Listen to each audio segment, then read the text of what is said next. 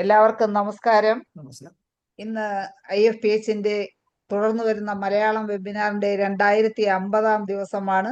ഇന്നത്തെ ഈ വെബിനാറിലേക്ക് എല്ലാവരെയും സ്നേഹപൂർവ്വം സ്വാഗതം ചെയ്യുന്നു. ഒരു നിമിഷം ഈശ്വര പ്രാർത്ഥനയോടുകൂടി ഇന്നത്തെ സെഷൻ ആരംഭിക്കാം. നന്ദി. ഇന്നത്തെ മലയാളം സെഷനിൽ നമുക്ക് ഒരു ക്ലാസ് ആണ്. നമ്മോടൊപ്പം ക്ലാസ് എടുക്കുവാനായി എത്തിയിട്ടുള്ളത് ഡോക്ടർ TG മനോജ് കുമാർ ഡോക്ടറാണ്. ഡോക്ടർ ഒട്ടനവധി ക്ലാസ്സുകൾ നമുക്ക് എടുത്തിട്ടുണ്ട്. വ്യത്യസ്തമായ വിഷയങ്ങൾ വളരെ മനോഹരമായി ക്ലാസ് എടുക്കുന്ന വ്യക്തി കൂടിയാണ് ഡോക്ടർ TG മനോജ് കുമാർ. ഇന്നത്തെ ഡോക്ടറുടെ വിഷയം സമകാലീന പ്രസക്തിയുള്ള വേനൽക്കാല രോഗങ്ങളും ഹോമിയോപ്പതിയും എന്നുള്ള വിഷയത്തിലാണ്. ഇന്ന് ഡോക്ടറുടെ ക്ലാസ് കേൾക്കുന്നതിന് വേണ്ടി സൂം പ്ലാറ്റ്ഫോമിൽ എത്തിയിട്ടുള്ള എല്ലാ ബഹുമാനീയരായ ഡോക്ടേഴ്സിനെയും ഹോമിയോപ്പതി സ്നേഹികളെയും സ്റ്റുഡൻസിനെയും ഒരിക്കൽ കൂടി സ്വാഗതം ചെയ്യുന്നു. അതുപോലെ തന്നെ നല്ലൊരു ക്ലാസ് പ്രതീക്ഷിച്ചുകൊണ്ട് ഡോക്ടർ TG മനോജ് കുമാറിനെ ഇന്നത്തെ സെഷനിലേക്ക് ക്ലാസ് എടുക്കുവാനായി സ്വാഗതം ചെയ്യുന്നു. ഡോക്ടറെ, നമുക്ക് ക്ലാസ് ആരംഭിക്കാം. പ്രിയപ്പെട്ട IFPHന്റെ കാഴ്ചക്കാരും കേൾവികരമായിട്ടുള്ള ചെറിയൊരു ഹോമിയോപ്പതി റേഞ്ച് സ്നേഹികളെ, പ്രശ്നമുണ്ടോ? ഇന്നത്തെ വിഷയം ഞാൻ മുമ്പൊരിക്കൽ എടുത്തതാണ്. എന്നാലും എത്ര പറഞ്ഞാലും കാലിക പ്രസക്തി മാഡം പറഞ്ഞതുപോലെ കുറയാത്ത ഒരു വിഷയമാണ് വേനൽക്കാല രോഗങ്ങൾ. പ്രത്യേകിച്ച് നമ്മൾ ഓരോരോ സീസൺ അനുസരിച്ച് നമ്മൾ ഒന്ന് റിമൈൻ ചെയ്യുന്നത് നന്നായിരിക്കും.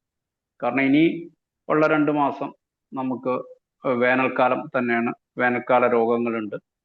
അപ്പൊ പെട്ടെന്ന് നമ്മുടെ മനസ്സിൽ നിന്ന് അതിനുപയോഗിക്കുന്ന മെഡിസിൻസ്, അത് തിരിച്ചറിയുന്ന രീതികൾ എല്ലാം ഓർമ്മയിൽ വരികയാണെങ്കിൽ നമ്മുടെ പ്രാക്ടീസിന് തീർച്ചയായിട്ടും വളരെ ഉപകാരപ്പെടും. കാരണം സമ്മർ പൊതുവെ സാധാരണ ഉള്ള പേഷ്യൻസ് റഷിൽ നിന്ന് മാറി കുറച്ച് കുറവുള്ളതും പക്ഷെ മറ്റൊരു രീതിയിലുള്ള ഒരു പേഷ്യൻസ് പാറ്റേൺ വരുന്ന ഒരു സമയവുമാണ്. അപ്പൊ അതുകൊണ്ട് ഈ ഒരു സമയത്ത് അറിഞ്ഞിരിക്കേണ്ട കുറച്ച് മരുന്നുകളെ കുറിച്ചിട്ട് നമുക്കൊരു ബോധം ഉണ്ടാവുക. ഞാൻ പലപ്പോഴും പറയുന്നത് ഒരു കാര്യം, നമ്മൾ തൽക്കാലത്തിന് ഒരു കേസ് വിവരിച്ച് ആ കേസിനകത്ത് നമ്മൾ എങ്ങനെ മരുന്ന് കണ്ടുപിടിച്ചു എന്ന് പറയുന്നതിന് ഞാൻ കാണുന്ന ഒരു പ്രശ്നം എന്താണെന്ന് വെച്ചാൽ, ആ ഒരു കേസ് നമ്മുടെ മുമ്പിൽ വന്നാൽ നമ്മൾ ഒരുപക്ഷെ അതേ മരുന്ന് പ്രിസ്ക്രൈബ് ചെയ്തു വന്നിരിക്കാം. പക്ഷേ ആ കേസ് അല്ലല്ലോ നമ്മുടെ അടുത്ത് വരിക. നമ്മുടെ അടുത്ത് വരുമ്പോൾ ആ കേസ് മറ്റൊരു കേസായിരിക്കും. അപ്പൊ അതുകൊണ്ട് പല ഡോക്ടർ സുഹൃത്തുക്കളും ചെയ്യേണ്ട ഒരു കാര്യമെന്ന് ഞാൻ പറയുന്നത്, എങ്ങനെ നമ്മൾ ആ ഒരു എന്ത് പോയിന്റുകൾ ശ്രദ്ധിക്കണം. ചില പിന്നെ നമ്മുടെ IFPH ക്ലാസ് എടുക്കാൻ തുടങ്ങിയതിനു ശേഷം കുറെ ഡോക്ടേഴ്സ് എന്നോട് സംശയം വാട്സാപ്പിൽ ചോദിക്കാറുണ്ട്. അപ്പൊ അവര് ചോദിക്കാറുണ്ട്, ഈ മെഡിസിൻ, ഈ കണ്ടീഷൻ നമ്മൾ എങ്ങനെയാണ് മരുന്ന് തിരഞ്ഞെടുക്കേണ്ടത്? അതാണ് ചോദ്യം. അല്ലാണ്ട് ഏത് മരുന്നാണെന്നുള്ളത്, അത് എങ്ങനെയാണ് മരുന്ന് തിരഞ്ഞെടുക്കുന്നത്, ഏതൊക്കെ കാര്യങ്ങൾ എനിക്ക് കൺസിഡർ ചെയ്യണം, ആ ചോദ്യത്തിനാണ് പ്രാധാന്യം. കാരണം ആ ഒരു നക്ഷൽ എന്നുള്ള രീതിയിൽ അതിനുള്ള കാര്യങ്ങൾ മനസ്സിലാക്കിയാൽ മാത്രമേ നമുക്ക് എന്നും ഉപകാരപ്പെടുള്ളൂ.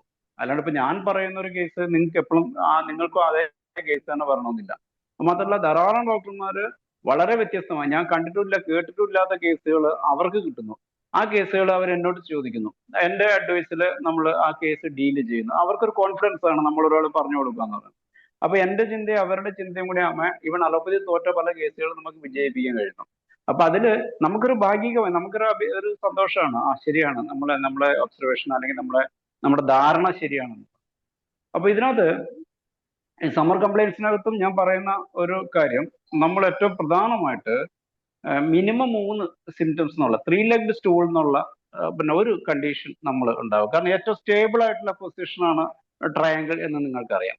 അപ്പൊ ആ ഒരു ഏറ്റവും മിനിമം ആ ഒരു 3 സിംറ്റം എങ്കിലും ഒരു മരുന്നിന് ഇൻഡിക്കേറ്റഡ് ആണെങ്കിൽ നിങ്ങൾ ആ മരുന്ന് കൊടുത്തു കഴിഞ്ഞാൽ രോഗം മാറും. ഇപ്പൊ തൊട്ട് മുമ്പുള്ള ഡോക്ടർ പറഞ്ഞതുപോലെ തന്നെ നമുക്ക് എല്ലാ രീതിയിൽ, ഏത് രീതി, ക്ലാസിക്കൽ രീതി അല്ലെങ്കിൽ നോൺ ക്ലാസിക്കൽ ആയിട്ടുള്ള രീതിയോ, ഏത് രീതി ഉപയോഗിച്ച് കഴിഞ്ഞാൽ, ഏത് പൊട്ടൻസി ഉപയോഗിച്ച് കഴിഞ്ഞാലും രോഗം മാറും. പക്ഷെ only condition is that symptom similarity ഉണ്ടായിരിക്കണം. നിങ്ങളുടെ മെഡിസിൻ തെറ്റാണെങ്കിൽ പോലും പാർഷ്യലി, അതുകൊണ്ടാണ് അങ്ങനെ തന്നെ ഒരു പറയുന്നത്, നമ്മള് പിന്നെ പാർഷ്യലി സിമിലർ ആയിട്ടുള്ള മരുന്നാണെങ്കിൽ പോലും രോഗം മാറും, രോഗം കുറയും. കംപ്ലീറ്റ് ആയിട്ട് മാറാൻ വേറൊരാളുടെ സഹായം കൂടി വേണ്ടി വരും, വേറൊരു മെഡിസിന്റെ സഹായം കൂടി വേണ്ടി വരും. ഏറ്റവും ഇൻഡിക്കേറ്റഡ് ആയിട്ടുള്ള മെഡിസിൻ ആണെങ്കിൽ നിങ്ങൾക്ക് ഒറ്റ മെഡിസിൻ, ഒറ്റ ഡോസ് മതി. പക്ഷെ അത് നിങ്ങൾ കണ്ടുപിടിച്ചത് ശരിയായിരിക്കണം. അത് നിങ്ങളുടെ മാത്രം ഉറപ്പല്ല. ധാരാളം കൂപമണ്ഡൂകങ്ങൾ എന്ന് പറയുന്ന ആൾക്കാർ ധാരാളം ഹോമിയോപ്പതിയിൽ ഉണ്ടെന്ന് നിങ്ങൾക്ക് അറിയാം. അവർക്ക് ആകെ അറിയാവുന്ന കുറച്ച് മെഡിസിൻസ് ഉണ്ടാവുള്ളൂ. അപ്പൊ അവര് ഒരു പേഷ്യന്റ് വരുമ്പോൾ ഇത് ഇന്നതാണെന്ന് അങ്ങ് ധരിക്കുന്നു. അത് അവരുടെ ധാരണയാണ്. അതിനല്ല, അങ്ങനെയാണെങ്കിൽ 3500 മെഡിസിൻ കണ്ടുപിടിക്കേണ്ട കാര്യമില്ലല്ലോ. അപ്പൊ ഈ 3500 മെഡിസിൻ കൊണ്ട് വേണം ഈ ലോകത്തുള്ള 800 കോടി ജനങ്ങളെ ചികിത്സിക്കാൻ. അപ്പൊ അതിൽ തന്നെ എല്ലാ മെഡിസിൻസും പോളിക്രോസ്റ്റ് അല്ല തന്നെ, നിങ്ങൾക്ക് അറിയാം. വളരെ കുറച്ച് മെഡിസിൻസേ പോളിക്രോസ്റ്റ് ഉള്ളൂ. അപ്പോൾ ഓരോ പേഷ്യൻസും നമ്മുടെ ധാരണയാണ് ഇതാണ് ഏറ്റവും സിമിലർ എന്നുള്ളത്. അത് നമ്മുടെ ധാരണ കുറച്ചെങ്കിലും ശരിയായിരിക്കണം. എന്ന് വെച്ചാൽ അരിത്തമാറ്റിക്കലി കറക്റ്റ് ആണ് എന്ന് നമുക്ക് ഉറപ്പിക്കാവുന്ന കുറച്ച് കാര്യങ്ങൾ. എത്രത്തോളം സിംറ്റം സിമിലാരിറ്റി, രോഗിയുടെ പ്രധാനപ്പെട്ട ഏറ്റവും ചുരുങ്ങിയത് 3 സിംറ്റമെങ്കിലും നിങ്ങൾ കൊടുക്കുന്ന മെഡിസിൻ ഉണ്ടെങ്കിൽ അറ്റ്ലീസ്റ്റ് ആ പ്രധാനപ്പെട്ട ആ സിംറ്റമായിട്ട് കോറിലേറ്റ് ചെയ്യുന്നുണ്ട്, ആ സിംറ്റം കുറയും. അപ്പൊ അതുകൊണ്ടാണ് നിങ്ങൾ എന്ത് മെഡിസിൻ കൊടുത്താലും ഏത് ഹോമിയോപ്പതി ഡോക്ടർ കൊടുത്താലും ഒരു ആശ്വാസമുണ്ട്. അപ്പൊ അതുകൊണ്ട് നമ്മൾ എല്ലാവരും ചെയ്യുന്നത് ശരിയാണ് എന്ന് പറയുന്നത് എന്തുകൊണ്ടാണെന്ന് വെച്ച് കഴിഞ്ഞാൽ നിങ്ങളെല്ലാം വെറുതെ കണ്ണടച്ച് കൊടുക്കുകയല്ലല്ലോ. നിങ്ങൾക്കൊരു സിമിലാരിറ്റി തോന്നിയിട്ടായിരിക്കുമല്ലോ കൊടുക്കുന്നത്. അപ്പൊ നിങ്ങളുടെ സിമിലാരിറ്റി കൊണ്ട് ആ ഒരു ലക്ഷണം കുറയും. അത് ശരി തന്നെയാണ്. അപ്പോൾ ഏത് കേസിനകത്തായാലും ഒരു സീസണൽ വേരിയേഷൻസ് വരുന്ന സമയത്ത് ഏറ്റവും പ്രധാനമായിട്ട് ചിന്തിക്കേണ്ടത് ആ 3 leg ഡിസ്റ്റോർഷൻ ഒരു സിംറ്റം ആ കാലാവസ്ഥ ആയിരിക്കണം. അത് ഏറ്റവും എളുപ്പമുള്ള ഒരു വഴിയാണ്. പിന്നെ 2 സിംറ്റം കൂടി കണ്ടുപിടിച്ചാൽ മതി. എത്ര എളുപ്പമാണെന്ന് ആലോചിച്ചേക്ക്. അപ്പോൾ ഞാൻ എപ്പോഴും പറയുന്നത് വെച്ചാൽ നമ്മുടെ ടേബിളിന്റെ മുകളിൽ ഇപ്പൊ സമ്മർ കംപ്ലൈന്റ് വന്നു കഴിഞ്ഞാൽ അല്ലെങ്കിൽ നമ്മുടെ ഫാർമസിൽ സമ്മർ മെഡിസിനെ കുറിച്ച് ഇപ്പൊ ഒറ്റയാൾ പട്ടാളങ്ങളായ ഡോക്ടർമാർ ധാരാളം ഉണ്ടാവും. ചിലപ്പോൾ അവർ തന്നെയാണ് മരുന്നെടുക്കുന്നതെങ്കിൽ സമ്മർ മെഡിസിനെ കുറിച്ച് ഓരോ സമ്മർ സീസണിന്റെ മുമ്പിൽ നമുക്കൊരു ധാരണ ഉണ്ടാവുക. ഇനി ഇല്ല എങ്കിൽ നിങ്ങൾ നിങ്ങളുടെ അവിടെ റൈറ്റപ്പ് അവിടെ എഴുതി വെക്കുക. വിന്ററിലാകുമ്പോൾ ആ മെഡിസിൻ മാറ്റി വിന്റർ മെഡിസിൻസ് ഓർമ്മ വരും. കാരണം എന്താ വെച്ചാൽ സമ്മറിലും വിന്ററിലും അല്ലെങ്കിൽ മറ്റേത് സീസണിലും റെയിനി സീസൺസ് വരുമ്പോഴോ മറ്റേത് കണ്ടീഷൻസിൽ വരുമ്പോഴും നമുക്ക് ഈ മെഡിസിൻ ലിസ്റ്റ് കണ്ടു കഴിഞ്ഞാൽ നമുക്ക് പെട്ടെന്ന് എളുപ്പമാണ്. ഞാൻ എപ്പോഴും പറയാറുണ്ട്, റെസ്റ്റോക്സ് റോഡോഡെൻഡ്രോൺ പോലെയുള്ള മെഡിസിൻസ് ഒക്കെ വരുമ്പോൾ റെസ്റ്റോക്സ് മഴ പെയ്യുമ്പോൾ ഉള്ള ജോയിന്റ് പെയിൻസിന് പറ്റും. ബ്രയോണി ഈ സമ്മർ കാലത്ത് റെസ്റ്റോക്സിനേക്കാൾ കുറച്ചുകൂടി ഈ സമ്മറിൽ ബ്രയോണി ആയിരിക്കും ഇൻഡിക്കേറ്റ് ചെയ്യുക. മൊഡാലിറ്റീസ് ഒക്കെ എക്സാക്ട്ലി ഓപ്പോസിറ്റ് ഒക്കെ തന്നെയാണ്. പക്ഷെ ഈ പേഷ്യൻസിന് നമ്മൾ first motion aggravation leads continued motion amelioration rhus tox എന്നൊക്കെ പറയും. സംഗതി ശരിയാണ്. പക്ഷെ പേഷ്യന്റ് നമ്മുടെ അടുത്ത് വരുന്നത് 2 അനാൾജിസിൻ കഴിച്ചിട്ട് വേദന സംഹാരിയൊക്കെ കഴിച്ചിട്ട് അല്ലെങ്കിൽ പനിയൊക്കെ കുറച്ചിട്ടാണ് വരിക. അപ്പൊ ഈ പറയുന്ന നമ്മൾ ഉദ്ദേശിക്കുന്ന യാതൊരു ലക്ഷണങ്ങളും ഉണ്ടാവില്ല. കാരണം അവര് മറ്റുള്ള പെയിൻ കില്ലേഴ്സ് എന്തെങ്കിലും കഴിച്ചിട്ട് മാസ്ക് ചെയ്താൽ വരുന്നെങ്കിൽ ആ സിംറ്റം നമുക്ക് കിട്ടില്ല. അപ്പൊ അതുകൊണ്ട് അങ്ങനെ വരുമ്പോൾ ഈ സിംറ്റത്തിന് മുമ്പ് അതിന്റെ കാരണം എന്താണ്, അവിടെയാണ് പ്രധാനം. ഞാൻ എപ്പോഴും പറയുന്നു, ഒരു രോഗം ട്രീറ്റ് ചെയ്യണമെങ്കിൽ ഏറ്റവും പ്രധാനം കാരണമാണ്. ആ കാരണം നിങ്ങൾക്ക് കിട്ടുമെങ്കിൽ അതിനെ ബേസ് ചെയ്തിട്ട് പ്രിസ്ക്രൈബ് ചെയ്യുക. കാരണത്തെ മാത്രം ബേസ് ചെയ്താൽ മതി. കാരണം ആ കാരണത്തിൽ നിന്നാണ് ഇതെല്ലാം തുടങ്ങുന്നത്. ഇനി കാരണം കിട്ടില്ല, അല്ലെങ്കിൽ നമുക്ക് കൺഫ്യൂസിങ് ആയിട്ടുള്ള കാരണങ്ങൾ വരുന്നു, അല്ലെങ്കിൽ കുറെ രോഗം വരാവുന്ന സാഹചര്യങ്ങളിൽ രോഗിപ്പെട്ടു. ഭക്ഷണത്തിൽ വ്യത്യാസം ഉണ്ടായിരുന്നു, ഉറക്കൊഴിഞ്ഞിട്ടുണ്ടായിരുന്നു, അതുപോലെ ഒരു വെയിൽ കൊണ്ടിട്ടുണ്ടായിരുന്നെങ്കിൽ അല്ല മഴ നനഞ്ഞിട്ടുണ്ടായിരിക്കും, 100 കൂട്ടം കാര്യങ്ങളും. അപ്പൊ ഇതിൽ ഏതാണെന്ന് നമുക്ക് പറയാൻ പറ്റില്ല. അങ്ങനെ വരുമ്പോൾ നമ്മൾ എന്ത് ചെയ്യണം, സിംറ്റത്തിന് പ്രാധാന്യം കൊടുക്കുക. അപ്പൊ ഇതാണ്. അപ്പൊ നമ്മൾ സമ്മർ മെഡിസിനെ കുറിച്ചിട്ട് ഒരു ധാരണ ഉണ്ടാവുക. എന്നിട്ട് ഈ നമ്മൾ വരുന്ന ഈ രോഗി വരുന്ന ആ രോഗവും ഈ സമ്മർ മെഡിസിന്റെ ലിസ്റ്റിൽ പെടുന്ന ഏതെങ്കിലും ഉണ്ടെങ്കിൽ അവിടെ നമുക്ക് 2 സിംറ്റം ശരിയായി എന്നുള്ളതാണ്. അപ്പൊ 100 സിംറ്റോടും കിട്ടിക്കഴിഞ്ഞാൽ നമുക്ക് ആ പേഷ്യന്റ് സിമിലിയം കണ്ടുപിടിക്കാൻ എളുപ്പമായിരുന്നു. അപ്പൊ ഈ വേനൽക്കാല രോഗങ്ങളെ കുറിച്ചിട്ട് പറയുമ്പോൾ ഒന്ന് വേനൽക്കാലത്ത് ഈ കാലാവസ്ഥ മാറുന്ന സമയത്തും വേനൽക്കാലത്ത് നമുക്കറിയാം നമ്മുടെ ഇമ്മ്യൂണിറ്റി കുറഞ്ഞു വരുന്നു. അത് എക്സ്ട്രീം ഏത് കാലാവസ്ഥയുടെ മൂർധന്യാവസ്ഥയിലും നമ്മുടെ പ്രതിരോധ ശേഷി കുറയും. അതേസമയം ചില രോഗാണുക്കൾക്ക് അവരുടെ ആരോഗ്യം കൂടുകയും ചെയ്യും. കാരണം സമ്മറിൽ വരുന്ന ചില മൈക്രോ ഓർഗാനിസംസ് ഒരു എപ്പിഡമിക് വരുന്നത് അതുകൊണ്ടാണ്. ഒരു മഞ്ഞുകാലത്ത് വരുന്ന രോഗങ്ങൾ, വേനൽക്കാലത്ത് വരുന്ന രോഗങ്ങളൊക്കെ വരുന്നത് എന്തുകൊണ്ടാണെന്ന് വെച്ചാൽ ആ സമയത്ത് അവർക്ക് ഫ്ലറിഷ് ചെയ്യും. ഇപ്പൊ ഈച്ച സമയം നിങ്ങൾക്കറിയാം, ഈച്ച ഇപ്പൊ വേനൽക്കാലത്ത് ധാരാളം ഉണ്ടാവും. ഒന്നുമല്ല, ഇപ്പൊ കൊതുകുണ്ട്, നിങ്ങൾക്കറിയാം. ഇപ്പൊ ഒരു ഈവനിങ് ആകുമ്പോൾ ധാരാളം കൊതുകുകൾ പല നാട്ടിലുകളും ഉണ്ട്. പക്ഷെ നമ്മുടെ തിയറി അനുസരിച്ച് മഴ വരണം, വെള്ളം കെട്ടിക്കിടന്നിട്ട് വേണം കൊതുക് വരാൻ. പക്ഷെ നിങ്ങളുടെ പ്രാക്ടിക്കൽ നോളജ് ഉപയോഗിച്ച് നോക്കൂ. നിങ്ങൾ ഒബ്സർവ് ചെയ്യുന്ന ഒരാളാണെങ്കിൽ നിങ്ങൾക്കറിയാം, നല്ല വേനൽക്കാലമായിട്ടും ഇഷ്ടംപോലെ ഈച്ചയും ഉണ്ട്, ഇഷ്ടംപോലെ കൊതുകും ഉണ്ട്. അപ്പൊ നമ്മുടെ തിയറികളിലൊക്കെ എല്ലാം അങ്ങോട്ട് 100% ശരിയൊന്നുമല്ല. അത് ആ കൊതുകുകളൊക്കെ എവിടെയാണ് വെള്ളത്തിൽ മുട്ടയിട്ടത് എന്നൊക്കെ ചോദിച്ചാൽ ഇപ്പൊ ആകെ അവൈലബിൾ ആയിട്ടുള്ള പറമ്പിലൊന്നും വെള്ളം ഉണ്ടാവില്ല. ഇനി ആകെ ഉണ്ടാവുക എന്ന് വെച്ചാൽ വലിയ സെപ്റ്റി ടാങ്കിന്റെ അവിടുത്തെ വെള്ളം മാത്രമേ ഉണ്ടാവുള്ളൂ. പക്ഷെ കൊതുകുകളുടെ എണ്ണം കൂടുതലുണ്ടാവും. പിന്നെ എന്തുകൊണ്ട് രോഗം വരുന്നില്ല എന്ന് പറഞ്ഞു കഴിഞ്ഞാൽ ഇപ്പൊ കൊതുകുകളിൽ രോഗാണുക്കൾ ഇല്ല എന്നുള്ളത് മാത്രമേ നമുക്ക് ഉത്തരം പറയാൻ പറ്റൂ. അപ്പം ഈ വേനൽക്കാലം എന്ന് പറയുന്നത് നമ്മുടെ പ്രതിരോധ ശേഷി കുറയുന്നതിനോടൊപ്പം രോഗാണുക്കളുടെ മൈക്രോ ഓർഗാനിസത്തിന്റെയും ഈ രോഗം വാഹകരായ ജീവികൾക്കൊക്കെ ചിലപ്പോൾ അനുകൂലമായിട്ടുള്ള സാഹചര്യമായിരിക്കും. അപ്പൊ നമ്മൾ ഈ ഒരു കണ്ടീഷനകത്ത് ഈ കാലാവസ്ഥ കൊണ്ടുണ്ടാകാവുന്ന പ്രശ്നങ്ങൾ, കാലാവസ്ഥ എന്ന് വെച്ചാൽ ഈ ചൂട് കൂടുതൽ കൊണ്ട് നമ്മുടെ ശരീരത്തിലും രോഗാണുക്കളിലും ഉണ്ടാകാവുന്ന വാഹകരും വാഹികളും അവരെന്ന് പറഞ്ഞാൽ വാദിയും പ്രതി എന്നൊക്കെ പറഞ്ഞാൽ നമ്മള് രോഗി പിന്നെ രോഗവാഹകര്. അപ്പൊ ഇവരുടെ മൂന്നുപേരുടെയും ആരോഗ്യത്തിനുണ്ടാവുന്ന ഗുണ വ്യത്യാസങ്ങൾ അനുസരിച്ച് രോഗം വരാം. രണ്ടാമത്തെ കാര്യം എന്ന് വെച്ച് കഴിഞ്ഞാല് ഈ നമ്മുടെ എൻവയോൺമെന്റിൽ ഉണ്ടാവുന്ന മാറ്റങ്ങൾ കൊണ്ട് ഇപ്പൊ വെള്ളം കുറഞ്ഞു വരുന്നു, എല്ലായിടത്തും വെള്ളം കുറയുന്നു. അപ്പോൾ ആ വെള്ളം അതുകൊണ്ട് കണ്ടാമിനേറ്റഡ് ആയി കഴിഞ്ഞാൽ ആ കോൺസെൻട്രേഷൻ കൂടുമ്പോൾ അവരുടെ രോഗാണുക്കൾ, നമ്മൾ അറിയാം ഒരു കിണറ്റിൽ മൊത്തം വെള്ളമുണ്ട്, ആ വെള്ളത്തിൽ കുറച്ച് ഒരു 10,000 രോഗാണുക്കൾ ഉണ്ടെന്ന് വിചാരിക്കുക. അപ്പൊ അവയുടെ എണ്ണം കുറഞ്ഞ് അതൊരു 100 ലിറ്റർ 50 ലിറ്റർ ആകുമ്പോഴും അത്രയും രോഗാണുക്കൾ അതിൽ തന്നെ ഉണ്ടാവും. അപ്പൊ അതുകൊണ്ട് രോഗാണുക്കളുടെ കോൺസെൻട്രേഷൻ കൂടാം. അതുകൊണ്ടാണ് നമുക്ക് പലപ്പോഴും ഇപ്പൊ എപ്പിഡമിക്സ്, ഇപ്പൊ വയറിളക്കം, മഞ്ഞപ്പിത്ത രോഗങ്ങളൊക്കെ വളരാനുള്ള കൂടുതലാകുന്നത് സമ്മറിലാകാനുള്ള ഒരു കാരണം അതുകൊണ്ടായിരിക്കും.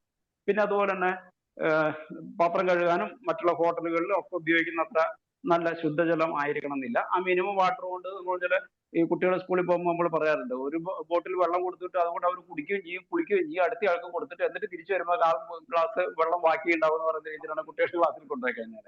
അപ്പോൾ വെള്ളം കുടിക്കൽ പല കാരണങ്ങൾ കൊണ്ടും കുറവായിരിക്കും, അതിന് ഉപയോഗിക്കുന്ന രീതി കുറവായിരിക്കും. ഞങ്ങള് പിന്നെ അടുത്തിടയ്ക്ക് ഒരു യാത്ര പോയിരുന്നു. അപ്പോ പിന്നെ നല്ല ഹൈറ്റുള്ള ഒരു രാജ്യത്ത് ഒരു സ്ഥലത്താണ് പോയത്. അപ്പൊ അവിടെ വെള്ളം താഴേന്ന് കൊണ്ടുവരണം. അപ്പൊ ഇവര് കൈ കഴുകാൻ വേണ്ടിയിട്ട് ഞങ്ങള് 10-15 പേരുണ്ടായിരുന്നു. ആകെ 1 ലിറ്റർ വെള്ളത്തിനകത്ത് അവരൊരു ഒരു തുളയിട്ടിട്ട്, 1 ലിറ്റർ ബോട്ടിലിനകത്ത് തുളയിട്ടിട്ട് ഇതാണ് ആകെ കൈ കഴുകേണ്ടത്. ഞങ്ങൾ 10 പേരും ഈ ഒരു പാത്രം വെള്ളം കൊണ്ട് നമ്മൾ കൈ കഴുകി. അല്ല നമ്മൾ വീട്ടിലാണെങ്കിൽ നമ്മൾ 1 ലിറ്റർ വെള്ളം ഒരാൾക്ക് കുഴപ്പമില്ല, 1 ലിറ്റർ കൊണ്ട് 10 പേര് സുഖമായിട്ട് കൈ കഴുകുന്നതാണ്. എന്നിട്ട് ടിഷ്യൂ പേപ്പർ കൊണ്ട്. അപ്പൊ ആ രീതിയിൽ വെള്ളം കുറച്ച് ഉപയോഗിക്കുമ്പോൾ ഇതുപോലെ രോഗം പടരാനൊക്കെ ഉള്ള സാഹചര്യങ്ങളുണ്ടാവും. പിന്നെ മറ്റൊന്ന്, നമ്മൾ കുടിക്കുന്ന വെള്ളം ഹോട്ടലിൽ നിന്നായാലും പുറമേ നമ്മൾ ജ്യൂസുകളും ഒക്കെ കുടിക്കും. ഈ വെള്ളം ചിലപ്പോൾ ശുദ്ധീകരിക്കണം. അത് മാത്രമല്ല, നമ്മുടെ ഇമ്മ്യൂണിറ്റി കുറയ്ക്കുന്ന, പെട്ടെന്ന് അസുഖം വരുന്ന കുറെ സാഹചര്യങ്ങൾ നമുക്ക് തോന്നുന്ന ഒരു സമയമാണ് ഈ വേനൽക്കാലം എന്ന് പറഞ്ഞാൽ. കാരണം ഒന്ന്, നമ്മൾ ധാരാളം തണുത്ത വെള്ളം ഉപയോഗിക്കും. അപ്പൊ അതിൽപ്പെട്ട ടോൺസിലൈറ്റിസ് പോലുള്ള സെൻസിറ്റീവായ ആൾക്കാർക്ക് തണുത്ത വെള്ളം, പ്രത്യേകിച്ച് ശരീരം ചൂടായിരിക്കുമ്പോൾ, അതാണ് പ്രധാനം. ഈ എക്സ്ട്രീംസ് ഓഫ് ടെമ്പറേച്ചർ പെട്ടെന്ന് വന്നു കഴിഞ്ഞാൽ നല്ല ഇമ്മ്യൂണിറ്റി ഇല്ലാത്ത ആൾക്കാർക്ക് രോഗം വരുമെന്ന് നിങ്ങൾക്കറിയാം. അത് നമ്മൾ പറയാറുണ്ട്, ഒരു ഇരുമ്പ് തന്നെ നമ്മൾ ഇരുമ്പ് പഴിപ്പിച്ച് ഇരുമ്പിനെ നമ്മുടെ പരിധിയിലുള്ള നമ്മുടെ ഇഷ്ടത്തിനുള്ള ഒരു ആയുധമാക്കി മാറ്റുന്നതിന് അതിന് ചൂടാക്കിയിട്ട് പെട്ടെന്ന് തണുപ്പിക്കുകയാണ് ചെയ്യുന്നത്. അപ്പൊ ഒറ്റ മുക്കൽ തന്നെ അതിന്റെ ഒരു 2-3 ലെയർ ഒക്കെ പൊളിഞ്ഞു പോകുന്നത് ഈ ആലകളിലൊക്കെ പോയിട്ടുള്ള ആൾക്കാർ കണ്ടിട്ടുണ്ടാവും. നമ്മൾ അങ്ങനെയാണ് ഇടിച്ച് പദം വരുത്തിയിട്ട്. നെറ്റ് പോയതാണ്. നെറ്റ് വീക്കാണോ ഡോക്ടറെ? ഇടയ്ക്ക് ഇപ്പൊ ഓഡിബിൾ അല്ലേ മാഡം? ഇപ്പൊ ഓഡിബിളാണ്. കേൾക്കാമല്ലോ അല്ലേ? കേൾക്കാം. ക്യാമറ പക്ഷേ ക്യാമറ ഒന്ന് വെർട്ടിക്കലായിട്ടിരിക്കും. എങ്ങനെ കാണുന്നതേ ഒന്ന് കാണുന്നത് ഡോക്ടർ എന്തോ ഒരു ഡോക്ടർ സൈഡിലോട്ട് തിരിഞ്ഞിരിക്കുക, തിരിഞ്ഞ് ഒരു മിനിറ്റ്. ഓക്കെ. അത് വൈഫൈ ആണോ കുറവാണോ എന്താണെന്ന് അറിയില്ല. ഓക്കെ, നേരത്തെ ക്ലാസ് കേട്ടുകൊണ്ടിരുന്നപ്പോൾ എനിക്ക് അങ്ങനെ തോന്നിയിരുന്നു. ഓക്കെ, അപ്പോ നമ്മള് ഈ ചൂടായിരിക്കുന്ന സമയത്ത് പെട്ടെന്ന് പോയിട്ട് തണുത്ത വെള്ളം കുടിക്കുക. അതുപോലെ തന്നെ വേർതിരിക്കുമ്പോൾ, പുരോഗമനം വേർതിരിക്കുന്ന സമയത്ത് ഈ വേർതിരിക്കുമ്പോൾ പോയിട്ട് ഉടനെ പോയിട്ട് കുളിക്കുക. കുളിച്ചു കഴിഞ്ഞിട്ട് ഉടനെ പോയിട്ട് വെയിൽ കൊള്ളുക, വെയിലത്തോട്ട് ഇറങ്ങുക. അപ്പൊ ഇതൊക്കെ പെട്ടെന്ന് അസുഖങ്ങൾ ഉണ്ടാക്കുന്ന സാഹചര്യങ്ങൾ. ഇപ്പൊ നമുക്ക് ഇപ്പൊ ഈസ്റ്ററിന്റെ സമയമായിരുന്നു. അപ്പൊ ഈസ്റ്ററിന്റെ സമയത്ത് അതിന് ദുഃഖവെള്ളിയാഴ്ചക്ക് കുരിശിന്റെ വഴി എന്നൊക്കെ പറഞ്ഞിട്ട് ധാരാളം ആൾക്കാർ പിന്നെ യാത്ര, മല കയറാനും ഒക്കെ പോകുന്ന ഒരു സമയമാണ്. അപ്പോൾ ആ ഒരു സമയത്ത് പിറ്റേ 2 ദിവസം രോഗികളുടെ ഒരു ചാകരയായിരിക്കും. അതെന്തുകൊണ്ടാണ് സംഭവിക്കുന്നത് വെച്ചാൽ, ഇവര് ഈ കുളിച്ചിട്ടാണ് ഈ മല കയറാൻ വേണ്ടിയിട്ട് പലപ്പോഴും പോവുക. കുളിച്ച് ആ ശരീരത്തോടു കൂടി ഉടനെ തന്നെ ഇവര് പോകുമ്പോൾ വെച്ചാൽ ശരീരം നന്നായിട്ട് വേർക്കും. അതിനിടയ്ക്ക് അവിടെ മുകളിലാണെങ്കിൽ നമുക്ക് മിക്കവാറും ലഭിക്കുന്നത് തണുത്ത വെള്ളം, ഐസ് വെള്ളം. ഇവരിവിടുന്ന് ഈ മല കയറ്റി കൊണ്ടുപോകുന്ന ഐസാണെന്ന് ആലോചിക്കണം. എങ്ങനെ ഉണ്ടാവും എന്ന് പറയാൻ പറ്റില്ല. ഐസ് വെള്ളം, തണുത്ത വെള്ളം ഉണ്ടാവും. അത് അവിടെ നിന്ന് കുടിക്കും. തിരിച്ചു വരുമ്പോഴേക്കും ഒറ്റ ദിവസമോ അല്ലെങ്കിൽ പിറ്റേ ദിവസം ആകുമ്പോഴേക്കും തൊണ്ടവേദനയോ ഒച്ചയടപ്പോ അല്ലെങ്കിൽ അങ്ങനെ മറ്റുള്ള അസുഖങ്ങളായിട്ട് ശാരീരിക വേദനകൾ, അത് ഓവർ എക്സേഷൻ കൊണ്ടും വരാം. അങ്ങനെയുള്ള കണ്ടീഷൻസ് വരും. അപ്പൊ എക്സ്ട്രീംസ് ഓഫ് ടെമ്പറേച്ചർ നമ്മുടെ ശരീരത്തിന് അഡാപ്റ്റ് ചെയ്യാൻ ബുദ്ധിമുട്ടാണ്. അപ്പൊ സാധാരണ ഇതിൽ എന്ത് ചെയ്യണം എന്ന് വെച്ചാൽ, നമ്മൾ കുറച്ചു നേരം ആ ഒരു അഡാപ്റ്റേഷൻ ടൈം എടുക്കണം. അപ്പൊ നമുക്ക് AC-ന്ന് നമ്മൾ ഇറങ്ങി അപ്പൊ നമ്മൾ വീണ്ടും ഒരു ചൂടുള്ള അന്തരീക്ഷത്തിലോട്ട് പോകുമ്പോൾ ഒന്ന് വെയിറ്റ് ചെയ്ത് ശരീരം കുറച്ചെങ്കിലും ഒന്ന് പൊരുത്തപ്പെട്ടതിന് ശേഷം ഇറങ്ങുന്നത് ഒരു ശീലമായിരിക്കും. അപ്പൊ അതുപോലെ തന്നെയാണ് ഈ കുളിച്ചിട്ട് ഉടനെ വെയിൽ കൊള്ളും. ഈ പരീക്ഷയുടെ സീസൺ ആയിരുന്നപ്പോൾ കുറെ പിള്ളേർ ചെയ്യുന്നൊരു മണ്ട പരിപാടിയാണ്. ഉച്ചയ്ക്കാണ് പരീക്ഷ, എനിക്ക് നട്ടുച്ചയ്ക്ക് പോയിട്ട് കുളിക്കും. ഒരു 12 മണിക്ക് കുളിച്ചിട്ട് എന്റെ ബുദ്ധിയൊക്കെ നല്ല ഉണർന്നാൻ കിട്ടി ഇരിക്കട്ടെ എന്ന് വിചാരിച്ചിട്ട് പോകും. ഒരു 3 ദിവസമൊക്കെ നടക്കും, 4ാം ദിവസം അസുഖം പിടിക്കും. അപ്പൊ നമ്മുടെ ശരീരത്തിന് അങ്ങനെ ഒരു പ്രശ്നമുണ്ട്. എക്സ്ട്രീംസ് ഓഫ് ടെമ്പറേച്ചർ ഒരു പ്രശ്നമാണ്. അതുപോലെ നമ്മൾ ഈ സപ്രഷൻ ഓഫ് സ്വെറ്റ് എന്ന് പറയുന്ന കണ്ടീഷൻസ് നമ്മൾ സൈരീക്ഷയിലൊക്കെ പറയുന്നുണ്ട്. ഫുഡ് സ്വെറ്റ് പിന്നെ സപ്രസ് ചെയ്ത് കഴിഞ്ഞാൽ പ്രശ്നം വരികയാണ്. അപ്പൊ നമ്മൾ പലപ്പോഴും ഡോക്ടർമാർക്ക് പലർക്കും കൺഫ്യൂഷൻ എന്താണ് ഈ ഫുഡ് സ്വെറ്റ് എന്ന് ഉദ്ദേശിക്കുന്നത് എന്നുള്ളത്. അപ്പൊ ഈ വേർത്തിട്ടുള്ള ഏതായാസങ്ങളിലും ശരീരം സപ്രഷൻ ഓഫ് സ്വെറ്റ് തന്നെയാണ് അതിനകത്ത്. ഏറ്റവും നല്ല ഉദാഹരണം നമ്മളിവിടെ കാണുന്നത് വെച്ചാൽ ഇവിടെ വയലിൽ ധാരാളം കുട്ടികൾ ഫുട്ബോൾ കളിക്കും. ഞങ്ങളുടെ ഇവിടെ ധാരാളം ഗ്രൗണ്ട് ഉള്ള സ്ഥലമാണ്. അപ്പൊ കുളിച്ച് ഇത് കളിച്ച് വീട്ടിലോട്ട് അമ്മമാരെ കയറ്റണമെങ്കിൽ അറ്റ്ലീസ്റ്റ് കാലെങ്കിലും കഴുകണമല്ലോ. അപ്പൊ ഇവന്മാർ ഈ തിരക്കിനെ ഓടി വന്നിട്ട് കാല് മാത്രം കഴുകിയിട്ടോ അല്ലെങ്കിൽ ശരീരം കുളിച്ചിട്ടോ, അവിടെ തന്നെ തോടുകളും പുഴകളും ഉണ്ട്, അവിടെ കുളിച്ചിട്ടോ ഒക്കെ വന്നു കഴിഞ്ഞാൽ കുട്ടികളില് ഇപ്പൊ അവർക്കൊക്കെ യുവത്വത്തിൽ അവർക്ക് നല്ല ആരോഗ്യം ഉണ്ടാവും. അപ്പൊ അതുകൊണ്ട് അവർക്ക് വലിയ പ്രശ്നമൊന്നും ഉണ്ടാവില്ല.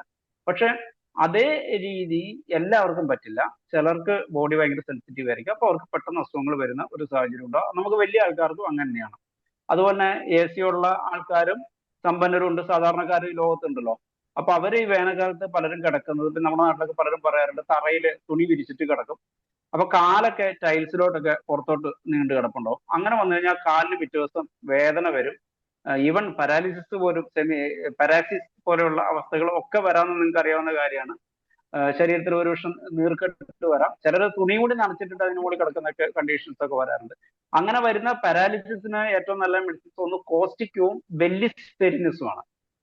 പിന്നെ ഇങ്ങനെ തറയിൽ കിടന്നിട്ടുള്ള പാരാലിസിസ് അത് നമ്മളെ ബെൽസ് പാൾസി ഒക്കെ പോലെ പെട്ടെന്ന് മാറിക്കൊള്ളും കേട്ടോ. നമ്മൾ അനന്തകാലം ഒന്നും ചികിത്സിക്കൊന്നും വേണ്ട. തെറ്റായ ചികിത്സ അല്ല എങ്കിൽ ചിലപ്പോൾ ഒരാഴ്ച കൊണ്ടൊക്കെ ആ പാരാലിസിസ് അങ്ങോട്ട് മാറിക്കൊള്ളും. പക്ഷെ അതിനൊപ്പം ചികിത്സയിൽ എന്തെങ്കിലും പിഴവുകൾ നമ്മളെന്നല്ല മറ്റുള്ള ചികിത്സാ രീതികളൊക്കെ ചെയ്ത് നാശാക്കി കഴിഞ്ഞാൽ ചിലപ്പോൾ 3 മാസമൊക്കെ നീണ്ടു നിൽക്കുകയും ചെയ്യും.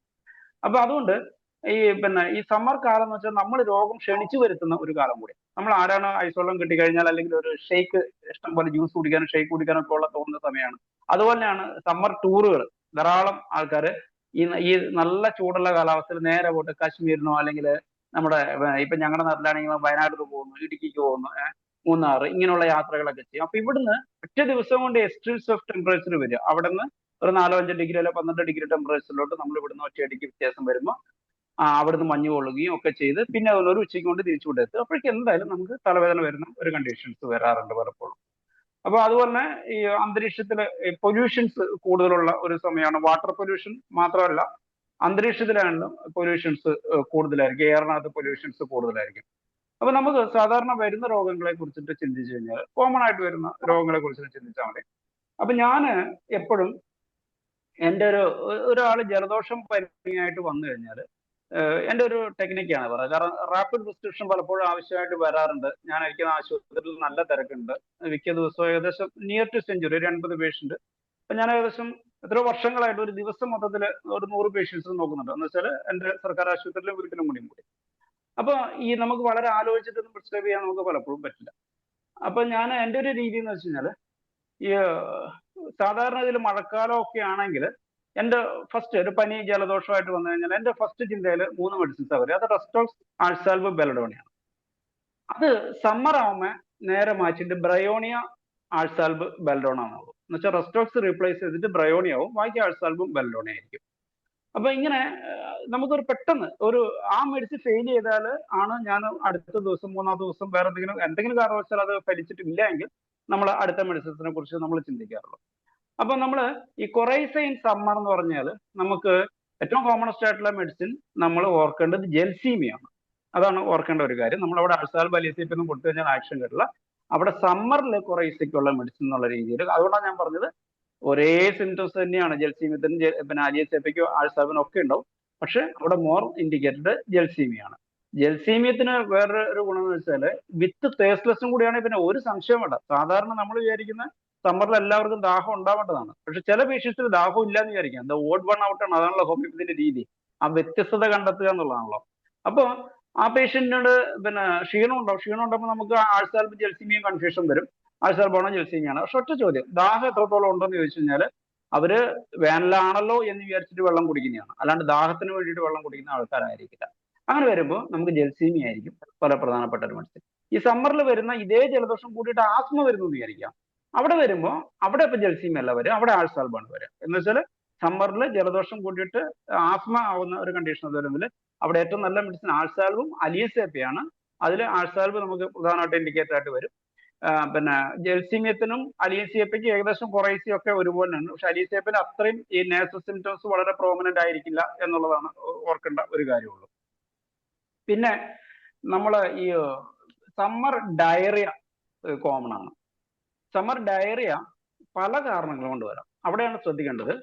ആദ്യം ചോദിക്കേണ്ടത് പ്രത്യേകിച്ച് കാരണമുണ്ടോ നമ്മൾ, whether it is only due to the summer. അങ്ങനെ സാധ്യതയുണ്ട്. സമ്മറിൽ മാത്രം വരുന്ന ഡയറിയ, പ്രത്യേകിച്ച് നമുക്ക് ഫുഡിൽ ചേഞ്ചസ് ഒന്നുമില്ല എന്ന് വെച്ചാൽ ഇമ്പ്യൂർ വാട്ടർ അല്ല, അല്ലെങ്കിൽ പിന്നെ അല്ലാതെ ഫുഡിൽ വേറെ ഡീക്കേഡ്, ഇപ്പൊ ഭക്ഷണം വേഗം കേടാവുന്നതാണെന്ന് നിങ്ങൾക്ക് അറിയാമല്ലോ. ഈ സമ്മറിൽ എല്ലാ അമ്മമാർക്ക് അറിയാവുന്ന കാര്യമാണ് ഭക്ഷണം പെട്ടെന്ന് കേടാവും. ഇപ്പൊ ഭക്ഷണം കേടായതുകൊണ്ട് അല്ലാതെ വരുന്ന സമ്മർ ഡയറിയ എന്ന് പറയുന്ന കണ്ടീഷൻസ് അത് റെക്കറന്റ് ആയിട്ടൊക്കെ വരുന്നത് ഡൽക്യാമറയാണ്. ഡൽക്യാമറ സാധാരണ നിങ്ങൾക്ക് അറിയാം നല്ല മഴക്കാലത്ത് നമ്മൾ ഉപയോഗിക്കുന്ന, അന്തരീക്ഷത്തിൽ ഈർപ്പം കൂടുതലുള്ളപ്പോൾ ഉപയോഗിക്കുന്ന ഒരു മെഡിസിനാണ് ഡൽക്യാമറ. പക്ഷെ ഇതിന്റെ ഡയറിയ സമ്മറിലാണ്, അതൊന്ന് ഓർക്കുക. സമ്മർ ഡയറിയക്ക് നല്ലൊരു മെഡിസിനാണ്. അതിനകത്ത് ഈ നമുക്ക് തണുത്ത ഫുഡ് കഴിക്കാൻ പൊതുവെ താല്പര്യമായിരിക്കുമല്ലോ. അപ്പൊ ഈ ഒരു സമയത്ത് സമ്മറിൽ diarrhoea after take cold food ആണെന്ന് വിചാരിക്കാം. അപ്പൊ കോൾഡ് ഫുഡ് എന്നുള്ളതിനകത്ത് പിന്നെ ഈവൻ ഐസ്ക്രീംസ് ആയിരിക്കാം, അതല്ലെങ്കിൽ നമ്മൾ ഫ്രിഡ്ജിൽ വെച്ച തണുത്ത സാധനങ്ങൾ, പുഡിങ്സ് ഒക്കെ പോലുള്ള സാധനങ്ങളായിരിക്കാം. എന്ന് വെച്ചാൽ ലിക്വിഡ് അല്ലാത്ത സെമി ലിക്വിഡ് ഹാർഡ് ആയിട്ടുള്ള സാധനങ്ങൾ നമുക്ക് തണുത്തിട്ട് തന്നെ, ഫ്രൂട്ട്സ് ഉദാഹരണം നമുക്ക് ഫ്രൂട്ട്സ് ഒക്കെ നമുക്ക് തണുത്തിട്ട് കഴിക്കാം. അപ്പൊ അങ്ങനെയൊക്കെ വരുന്ന കണ്ടീഷനകത്ത് ഡൽക്യാമറയും ആസിഡ് ഫോസും നല്ല ഒരു മെഡിസിനാണ് ഈ ഫുഡിന്റെ കാര്യത്തിലാണ്. പിന്നെ ബ്രയോണിയ, ആന്റിറ്റാർട്ട്, അലോസ്. അപ്പൊ ഈ ആസിഡ് ഫോസിനകത്ത് എങ്ങനെയായിരിക്കും എന്ന് വെച്ചാൽ, ആസിഡ് ഫോസിന്റെ ഒരു പ്രത്യേകത, ആസിഡ് ഫോസിനും ഫോസ്ഫറസിനും ഒക്കെ ഉള്ള ഒരു സാധനമാണ് ഈ ജ്യൂസുകളും ഷെയ്ക്കുകളും പോലുള്ള സാധനങ്ങൾ. എന്ന് വെച്ചാൽ പുളിയും മധുരമുള്ള സാധനങ്ങൾ. ആസിഡ് ഫോസിന്റെ ഒരു സിംറ്റം നിങ്ങൾക്ക് അറിയില്ല, ഈ പൊതുവെ അവർക്ക് സവറായിട്ടുള്ള സാധനങ്ങൾ ഇഷ്ടമായിരിക്കും. അപ്പൊ പുളിയും പിന്നെ പുളിയുള്ള സാധനങ്ങളുടെ കൂടെ മധുരവും കൂടി ചേർത്തിട്ട്, ഇപ്പൊ മാംഗോ എന്താണ് പച്ചമാങ്ങ ഷെയ്ക്ക് ഒക്കെ ഇപ്പൊ ഉണ്ടാക്കി, പച്ചമാങ്ങ ജ്യൂസുകളൊക്കെ വളരെ പോപ്പുലർ ആണ്. ഇത് വളരെ ഇഷ്ടമുള്ള ആൾക്കാർക്ക് ഏറ്റവും നല്ല മെഡിസിൻ ആസിഡ് ഫോസ് ആയിരിക്കും. പിന്നെ ബ്രയോണിയ എപ്പോഴും ഏറ്റവും ഇൻഡിക്കേറ്റർ ആയിട്ടുള്ള മെഡിസിൻ ആണ്. എപ്പോഴും നമ്മൾ ചൂടായിരിക്കുന്ന സമയത്ത് പോയിട്ട് തണുത്ത വെള്ളം കുടിച്ചു കഴിഞ്ഞാൽ, ഈ ഇലക്ഷന്റെ സമയത്ത് ഈ വീട് കറങ്ങി നടന്നിരുന്ന ധാരാളം രാഷ്ട്രീയക്കാര് ഞങ്ങളുടെ നാട്ടിലെ പിന്നെ എക്സിസ്റ്റ് ഇലക്ഷൻ കാൻഡിഡേറ്റ്സ് അടക്കം വന്നിട്ടുണ്ടായിരുന്നു. കാരണം എന്ന് വെച്ചാൽ ഓരോ വീടുകളിലും പിന്നെ ഇദ്ദേഹം വോട്ട് ചോദിക്കാൻ ചെല്ലുമ്പോൾ ഓരോ സാഹചര്യത്തില് ഇവര് തണുത്ത വെള്ളം കൊടുക്കും. ഇദ്ദേഹത്തിന് വോട്ട് കിട്ടേണ്ടതുള്ളത് കൊണ്ട് ഇദ്ദേഹത്തിന് തണുത്ത വെള്ളം വേണ്ട എന്നിട്ട് പറയാനും പറ്റില്ല. കാരണം ആ വീട്ടിൽ വോട്ട് ഇല്ല, വെള്ളം കുടിച്ചില്ലെങ്കിൽ ഇയാൾ എന്നെ വെള്ളം കുടിച്ചിട്ടില്ല എന്ന് പറയുമല്ലോ എന്ന് വിചാരിച്ചിട്ട് ഒരു പേരിനെങ്കിലും ഈ മനുഷ്യന് കുടിക്കേണ്ടി വരും. ഇദ്ദേഹത്തിന് പ്രസംഗിക്കേണ്ടതാണ്. അപ്പൊ ശബ്ദം പോയിക്കൊണ്ടിരിക്കുകയായിരുന്നു. അപ്പൊ അങ്ങനെ വന്നിട്ട് എൻ്റെ അടുത്ത് പിന്നെ പറഞ്ഞു, ഡോക്ടർ ഇങ്ങനെ ഒരു പ്രശ്നമുണ്ട്. അപ്പൊ ഞാൻ ശരിക്കും മരുന്നുകൊണ്ട് കൂടെ കൊണ്ടുവന്ന് കിടക്കുക, പിന്നെ ഇങ്ങനെ പറയുക, ശബ്ദം ഇങ്ങനെ പോകുന്നൊക്കെ പറയാ. പിന്നെ നിങ്ങൾ എന്തായാലും ഒരു ഫ്ലാസ്കിൽ വെള്ളം കൊണ്ടുവന്ന് കിടക്കുക, എന്നിട്ട് നിങ്ങളത് കുടിക്കുക. പിന്നെ പാർട്ടിക്കാരെ കൊണ്ട്, നിങ്ങളുടെ കൂടെയുള്ള അംഗരക്ഷകരെ കൊണ്ടിട്ട് വെള്ളമൊക്കെ കുടിപ്പിക്കുക. നിങ്ങൾ കുടിക്കുന്നതായിട്ട് ആംഗ്യം കാണിച്ചാലും മതി എന്ന് പറയും. പിന്നെ ആന്റിടാർട്ട് നിങ്ങൾക്ക് അറിയാലോ. അപ്പൊ ആ ചുമയുടെ ഇതിങ്ങനെയുള്ള വെള്ളമൊക്കെ കുടിച്ചു കഴിഞ്ഞാൽ, പ്രത്യേകിച്ച് സവറായിട്ടുള്ള ആപ്പിൾ പോലുള്ള ഫ്രൂട്ട്സ് ഒക്കെ തണുത്തിട്ട് നമ്മൾ കഴിച്ചു കഴിഞ്ഞാൽ പെട്ടെന്ന് വരാറുണ്ട്. അപ്പൊ അതിന്റെ കൂടെ ചിലപ്പോൾ നോസിയ ഉണ്ടാവും, ടങ് കോട്ടിങ് ഉണ്ടാവും. പിന്നെ ചെസ്റ്റിലോട്ട് വന്ന് ചെസ്റ്റിൽ കഫമുള്ളതുപോലെ കുറുകുറുപ്പുകൾ വരുമ്പോഴാണ് ആന്റിടാർട്ട് നമുക്ക് കൂടുതലായിട്ട് ഇൻഡിക്കേറ്റ് ചെയ്യുക. ഈ ആന്റിടാർട്ടും ആന്റിക്രൂഡ് സമ്മറിൽ നല്ലൊരു മെഡിസിൻ ആണല്ലോ. അപ്പൊ ഇവന്റെ തൊട്ടടുത്ത ബന്ധുവാണ് ആന്റിടാർട്ട്. ഈ ആന്റിക്രൂഡിന്റെ കുട്ടിയും ആന്റിടാർട്ടിന്റെ കുട്ടി രണ്ടും ഒരുപോലെ ഉണ്ടാവുക. രണ്ടും ഡോക്ടറെ തൊടിയില്ലാത്ത aversion to strangers, aversion to doctors എന്ന് പറയുന്ന മെഡിസിനകത്ത് നമ്മൾ സാധാരണ ക്രോണിക് അവേഷൻസ് അങ്ങനെയുള്ള ഈ പരമ്പരാഗതമായിട്ട് അല്ല, കുറെ കാലമായിട്ട് ഈ കുട്ടി നമ്മളോട്, ഡോക്ടർമാരോട് അപരിചിതരോടും പിന്നെ വെറുപ്പാണെങ്കിൽ അടുക്കാത്ത ആൾക്കാരാണ് നമ്മൾ ബെറൈറ്റക്കാർക്ക് ഉപയോഗിക്കുമ്പോൾ, അതൊരു അക്യൂട്ട് കേസിൽ വരുമ്പോൾ പലപ്പോഴും അത് ക്രൂഡ് ആയിരിക്കും. പ്രത്യേകിച്ച് നാക്ക് കോട്ടിട്ടും കൂടിയാണെങ്കിൽ ആന്റി ആയിട്ട് ഏതെങ്കിലും ആന്റിക്രൂഡ് ഓർ ആന്റിടാർട്ട് ആയിരിക്കും. പ്ലസ് നെഞ്ചിൽ കഫം കുറുകുന്ന ഒച്ച കൂടി ഉണ്ടെങ്കിൽ മിക്കവാറും അത് ആന്റിടാർട്ട് ആയിരിക്കും. വളരെ എളുപ്പമാണ് ഡയഗ്നോസ് ചെയ്യാൻ വേണ്ടിയിട്ട്. അപ്പം അടുത്തൊരു മെഡിസിൻ അലോസ് ആണ്. അലോസ് സമ്മർ ഡയറിയക്ക്, സമ്മർ കംപ്ലൈൻസിനാണ് അലോസ് പറയുക. ഈവൻ സമ്മർ സ്കിൻ ഡിസീസിന് വരെ നമ്മൾ അലോസ് ഉപയോഗിക്കും. അലോസ് പിന്നെ ഡോക്ടറിനോ സിഗ്നേച്ചറിൽ വളരെ പ്രധാനപ്പെട്ട ഒരു മെഡിസിൻ ആണ്. ഡോക്ടറിനോ സിഗ്നേച്ചർ ഞാൻ മുമ്പ് ഒരിക്കൽ ക്ലാസ് എടുത്തിട്ടുണ്ടോ, അല്ലെങ്കിൽ എന്റെ ക്ലാസ് നമ്മൾ IFPHന്റെ അതിനകത്ത് കിടപ്പുണ്ടാവും. ഡോക്ടർ ഓഫ് സിഗ്നേച്ചറിന്റെ നമുക്ക് മെഡിസിൻ ഓർത്ത് വെക്കാൻ എളുപ്പ രീതിയിൽ മാത്രം ഉപയോഗിച്ചാൽ അതല്ല ഡോക്ടർ സിഗ്നേച്ചർ ശരിയാണെന്നൊന്ന് വാദിച്ചാൽ ഇന്നിപ്പോ സയന്റിഫിക് ലോകമാണ്. നമ്മൾ ഡോക്ടർ സിഗ്നേച്ചർ ഉപയോഗിച്ചിട്ടാണ് മരുന്ന് ഇപ്പൊ ഉപയോഗിക്കുന്നതെന്നും പറഞ്ഞു കഴിഞ്ഞാൽ അത് വലിയ മണ്ടത്തരമായിട്ട് വരും. അപ്പൊ അങ്ങനെയല്ല, പക്ഷെ മരുന്ന് ഓർത്ത് വെക്കാൻ ഡോക്ടർ സിഗ്നേച്ചർ സഹായിക്കും.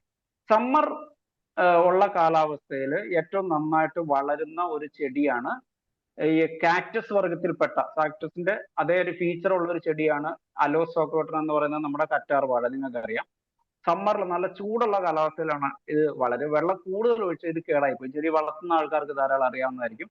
ഇത് നല്ലോണം വെള്ളം കൂടുതൽ ഒഴിച്ച് ഇത് കേടായിപ്പോകും. അപ്പൊ മഴക്കാലം ആകുമ്പോൾ ഈ ചെടികളെല്ലാം എടുത്തിട്ട് മഴ നനയാത്ത സ്ഥലത്തോട്ട് വെക്കണം, അല്ലെങ്കിൽ ചെടി പെട്ടെന്ന് കേടായിപ്പോകും. വയനാട് അല്ല ഈ തമിഴ്നാട്ടിലൊക്കെ പോയി കഴിഞ്ഞാൽ അവർ ടെറസിന്റെ മുകളിലൊക്കെയാണ് വളർത്തുക. അവിടെ നമ്മളതിനേക്കാൾ കൂടുതൽ വെയിലുണ്ടല്ലോ, അപ്പൊ നന്നായിട്ട് ഈ വെയിൽ കൊണ്ടുവരുന്നത് അവിടെയൊക്കെ നല്ല ഉഷാറായിട്ട് ഈ കറ്റാർവാഴ വളർത്തും. പക്ഷെ കേരളത്തിൽ നമ്മുടെ ഈ കാലാവസ്ഥ തണുപ്പ് ഈർപ്പുള്ളത് കൊണ്ട് ഇവർക്ക് അത്രയും വലിയ ഇലകളൊന്നും വരുന്ന രീതിയിൽ ഈ അലോസ് ഉണ്ടാവില്ല. അപ്പൊ ഈ അലോസ് സമ്മറിൽ ഡയറിയക്ക് നല്ല ഒരു മെഡിസിൻ ആണ്. നമ്മുടെ സൾഫറിന്റെ അക്യൂട്ട് ആയിട്ട് വരാം, സൾഫറിനെ പോലെയുള്ള കുറെ സിംറ്റംസ് ഒക്കെ ഉണ്ടാവും. സൾഫറും ഇതുപോലെ സമ്മർ റെമഡീസിലെ ഒരു പ്രധാനപ്പെട്ട മെഡിസിൻ ആണ്.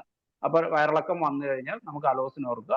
അപ്പൊ അലോസ് നമ്മൾ വേറെ ഒന്നും ഓർക്കണം, ഈ അലോസ് ഇപ്പൊ നാട്ടുകാർക്ക് ഒരു സൂക്കേടുണ്ടല്ലോ. ഇപ്പൊ നമ്മുടെ നാട്ടില് എന്താണ് കറ്റാർവാഴ പല രൂപത്തിൽ ഉപയോഗിക്കുന്ന ആൾക്കാരുടെ എണ്ണം കൂടിക്കൊണ്ടിരിക്കുകയാണല്ലോ. കറ്റാർവാഴ ലേപനങ്ങൾ, കറ്റാർവാഴ ലേഹ്യങ്ങൾ എന്നൊക്കെ പറയുന്ന രീതിയിൽ കറ്റാർവാഴനെ ഏതൊക്കെ രീതിയിൽ ഉപയോഗിക്കാമോ അതേ രീതിയിൽ എല്ലാ അകത്തും പുറത്തും ആക്കുകയാണ് ഇപ്പൊ ചെയ്യുന്നത്. സർവ്വതിനും കറ്റാർവാഴയാണ്. അപ്പൊ അലോവേറ ക്രീമുകൾ ഹോമിയോപ്പതിക്കാരുടെ അടുത്തുണ്ട്. അപ്പൊ ആക്ച്വലി വേണമെങ്കിൽ നിങ്ങൾക്ക് അലോവേറ കലണ്ടറിൽ അലോവേറ ക്രീം ഒക്കെ ഉണ്ട്. അപ്പൊ ഈ സമ്മറിലായിട്ട് സമ്മർ ക്രീംസ് ആയിട്ട് നമ്മളിപ്പോ കൊടുത്താലും കൊടുത്തില്ലെങ്കിലും നാട്ടുകാർ എന്തെങ്കിലും മേടിച്ച് തേക്കും. അപ്പൊ ഏറ്റവും നല്ലത് നമ്മൾ തന്നെ കൊടുക്കുകയാണ്. കാരണം എന്റെ കൂടെ ഉള്ള കുറെ ക്ലാസിക്കൽ ഡോക്ടേഴ്സ് ഉണ്ട്, ഇതൊന്നും നമ്മൾ കൊടുക്കാൻ പാടില്ല.